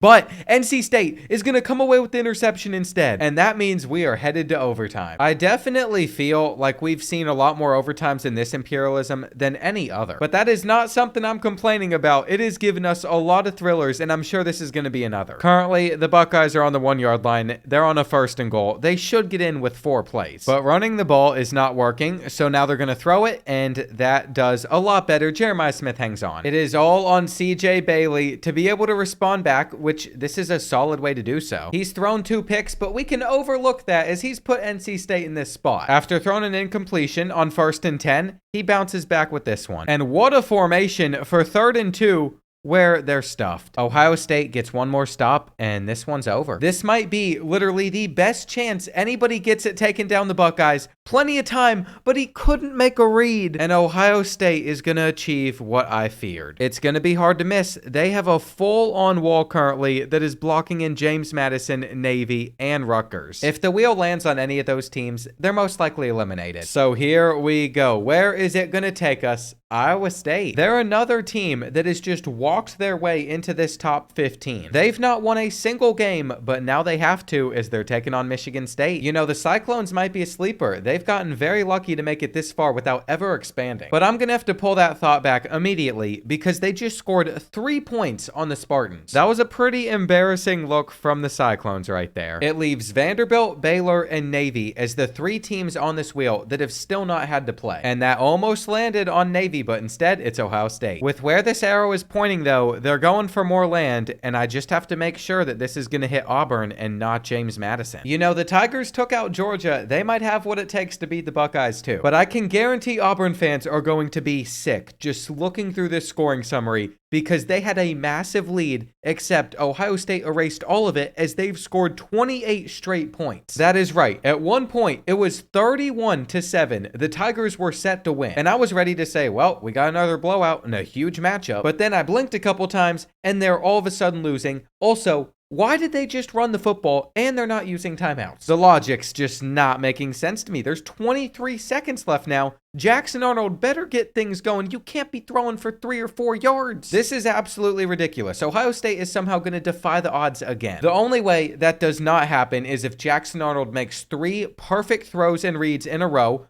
That's a great start. They still have a timeout left. There's 9 seconds, and they're on the 22-yard line. The Tigers just need back-to-back 11-yard gains here. First throw, over the middle. They are in the end zone, and hang on. Auburn is not going to blow this lead. I was sitting here talking a lot of crap. I was disappointed, but now I'm impressed. It's literally anybody's Imperialism to take with this result. There's no super overpowered team that's going to be able to run through everybody. It could be Illinois. It could be Auburn. It could even potentially be Hawaii. Probably not them. But point is, this has changed a lot. The comeback was cute, but in the end, the Tigers got the win. And by coming out of nowhere, they have made the Eastern United States more orange than I think it has ever been. With how it's all set up though, those teams are bound to run into each other extremely soon. Just like out west, there's only so many teams that Colorado could attack. For a second there, I thought they were going to take this unclaimed state, South Dakota, but if you follow the arrow, it's going to put them up against Michigan State. And that's another team I am shocked has made it this far. They typically have to deal with Michigan, Notre Dame, Ohio State, all up in that area. I do think there might need to be some testing going on up in the Spartans facilities. They just won 36-0. They waxed Colorado. It is no question that they are playing their best football at the right time. I did not see that coming. I was sitting there expecting a good game. I got the complete opposite of it. And take a look at the wheel with Navy having massive text versus everyone else. That is how you know we're really getting down to the wire. Baylor is going to be attacking to the southeast, and that puts them up against the Fighting Illini, who took all this territory from SMU. Just the fact that Illinois is still around is impressive by itself because they've been claiming land since the start, and they're in a spot where they are currently leaning on their defense. Only up by 5, Baylor with the ball. The Bears could end up pulling this out, but that is setting a very high expectation that I'm not sure they can deliver on, though that'll help. What stands out the most to me is by now, most teams would have used a timeout or two, but Baylor has not done that. They still have all 3 of them, which is going to make a big difference. Sawyer Robertson doesn't have to take as many deep shots down the field, though I despise this. They've gotten bailed out with an injury timeout. They should have definitely had to use their second one there, but somehow they got away with it. Now they've been able to use their second one, getting in a better spot, but I think they're about to burn their final. And there's 22 seconds left where they're at the 25. I've seen the computer's clock management. They have 2 plays in this situation unless they get out of bounds.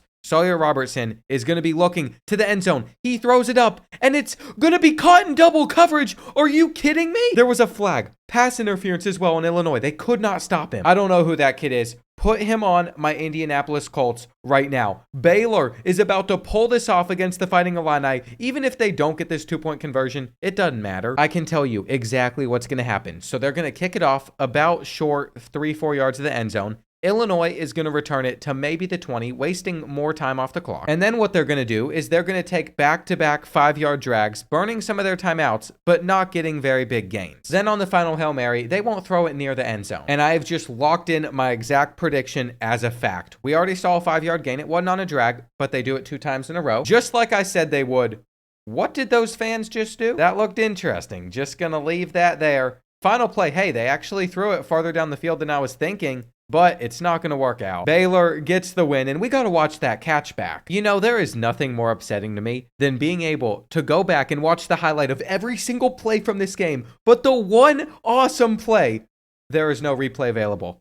Why? Why? I don't get it. I don't get it. I just don't get it. But here we go, making the map even greener. We're about to see it expanded. With the way things are shaking out, we could even see Vanderbilt win in Imperialism. They have not had to move once. I mean, recently, we have seen that strategy work in both Auburn's favor and Baylor's favor. Who Michigan State is about to play, though, is a big deal. This is for the connecting point between the entire United States, and the arrow is pointing to Baylor territory, all the way down in Texas to up in Michigan. This is not the time to be in the middle of the map. You're going to get stuck in so many matchups. Each one carries a lot of weight, and at the moment, we have a tight one between these two. But what happens on this 3rd and 7 could change everything. Michigan State breaks the tackle. They would have been short of the marker, but they're in the end zone, and Baylor is left with what?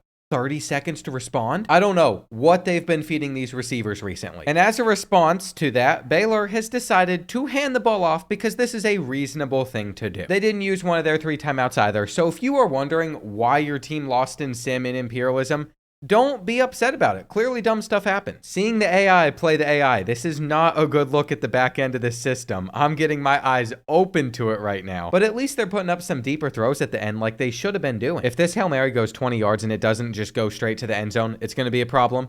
Oh, great. Oh, great. We take the 2-yard check down. Well, I guess if you're rooting for the Spartans, you can't be upset about it. Aiden Childs continues to carry. That was such a clutch finish at the end, too. It was really exciting, and if you look at the map right now, this is what the top 10 looks like. Obviously, a lot of them are still stacked over on that East Coast side. There's not really many options for Navy to play. They're going to be taking on Auburn. And like I said earlier, James Madison and Rutgers are probably going to have the same thing. The only way that doesn't happen is if the Tigers lose a game that they shouldn't. And speaking of that happening, that's exactly what's happened. Unless Jackson Arnold can somehow get this team 10 points in the next 30 seconds, it's over. Their offense has had some very, very good games, but also some bad ones. It's been inconsistent, and Navy gets an interception to end it as well. They only had to score 17 to beat the Tigers. What a play. I truly do not think we have ever had a military school make it this far. And I know for a fact that we have never had a military school take over this much land. It feels crazy to just hand out the title because I feel like I do it a lot, but this might be the greatest imperialism of all time. Just at the moment, with the way things are going, it seems like it's gonna be. And Vanderbilt might be able to enter the chaos as well by beating Michigan State. After all that they've done, this would be such a brutal way for the Spartans to go out. And it just seems like the Spartans might have run out of luck, though they just got bailed by running. They also got an injury timeout. That is ridiculous. None of that should have ever happened. There was 40 seconds left, and they needed a field goal, but ran the ball. Maybe if you pull out a draw, I'd be understanding, but I'm not. You got to get out of bounds here, which they don't. And so one of their 2 timeouts is now gone. Michigan State is a team like Illinois that had to go through a lot, so it would stink to see them get eliminated by a team that just started playing. But if they're not going to send out their field goal unit whenever they're in field goal range, they deserve to lose. What do we think's going to happen with 17 seconds left? Do we think that after the first down, the clock's going to stop, they're going to spike the ball and kick 3? My prediction is they run up to the line and they try and throw the ball instead of just spiking it. So they're going to need an incompletion here in the next 4 seconds if they want to win this game off of a field goal, but he doesn't drop it. So there's the computer for you. The longer this imperialism goes on, the more frustrating it's probably getting. Can we also talk about how hideous that mascot just was? I really just don't get how the play calling can be this dumb though. I feel like whenever I face off against the computer, they're freaking Einstein out there. But when it's AI versus AI, they're not kicking a field goal that would have kept Michigan in this. That's just another team that has fallen victim to getting too big. And after just gaining it all, Vanderbilt could literally lose it all if Houston takes them down. This is just such a random matchup for it to be the top 10 of imperialism. And we're going to see how this plays out, but I'd say it's pretty safe that Vanderbilt's going to win. Houston is down by 8 with 40 seconds left, no timeouts. Where Connor Wegman's trying to get them down the field, he is transferred in to hopefully make a difference. Problem is, he just has 19 seconds left now. The time remaining just keeps on going away, and this is not going to help. In fact, I think that's their final play. Never mind, they've gotten up to the line for one final snap. You got to throw this one up to the end zone. The hitch is not going to help you win. So what did I say? I thought Vanderbilt would hang on, and they did. That result is going to leave us with just 7 teams left on the map. And I just realized that after Arizona State, who I was about to talk about, went on their crazy run, they've not played. It's had to have been like 50 or 60 turns. But they have finally returned just to attack Hawaii. You know, no matter what happens here, this is a team that somehow beat the odds and won against Texas. And I can see why they did it. Their defense played really well. But offensively, in this one versus against the Longhorns, their offense just wasn't scoring enough. It was 24-3 until they scored a touchdown at the end that made it look a little bit more respectable. At least they made it to the top 7. That has got to be the best finish Hawaii has ever had in an imperialism. And I guess Arizona State is just prepared to continue going on tears. The map is currently so big that I have to drag this arrow to show that Arizona State is attacking over in Vanderbilt's territory. The winner of this game is about to have like 2/3 of the United States. And I can't believe I'm saying this, but Vanderbilt has a lead again. Just like the last time, they're having to trust their defense in the final minute, but they're in a much worse spot. Sam Leavitt has led his team down the field. He's gotten them on the 9-yard line now, and he's going to have all the time in the world to throw an interception. The Commodores have done it again. They're going to be in the top 5 and have the biggest territory. It looked like Arizona State was just going to score there. They were going to take over and make it very hard for Diego Pavia and Vanderbilt to come back. But no, Vanderbilt has somehow done it again. And look at all of this territory we're going to have to erase just to set things up, getting Arizona State off of the map. I mean, they have so much. I really think it's going to be either them or Miami that wins the entire thing. James Madison has finally been picked again, though. And this is going to be the battle between the last 2 group of 5 teams still standing. This was supposed to be Ohio State on the right side. It was supposed to be Auburn, but it is Navy that controls the territory. And look at the current position their defense has put them in. They have not been solid offensively, but they've held James Madison to 10 points like they held Auburn to 7. And the Dukes cannot be taking their sweet time. Though, is that their mascot? I've never seen their mascot before. They must have added him to the game this year. 16 seconds left by the time they get off this next snap. And even if they caught that, they wouldn't have been in field goal range. I don't know how they're going to do it here, but they need a 30-yard gain where they also get out of bounds,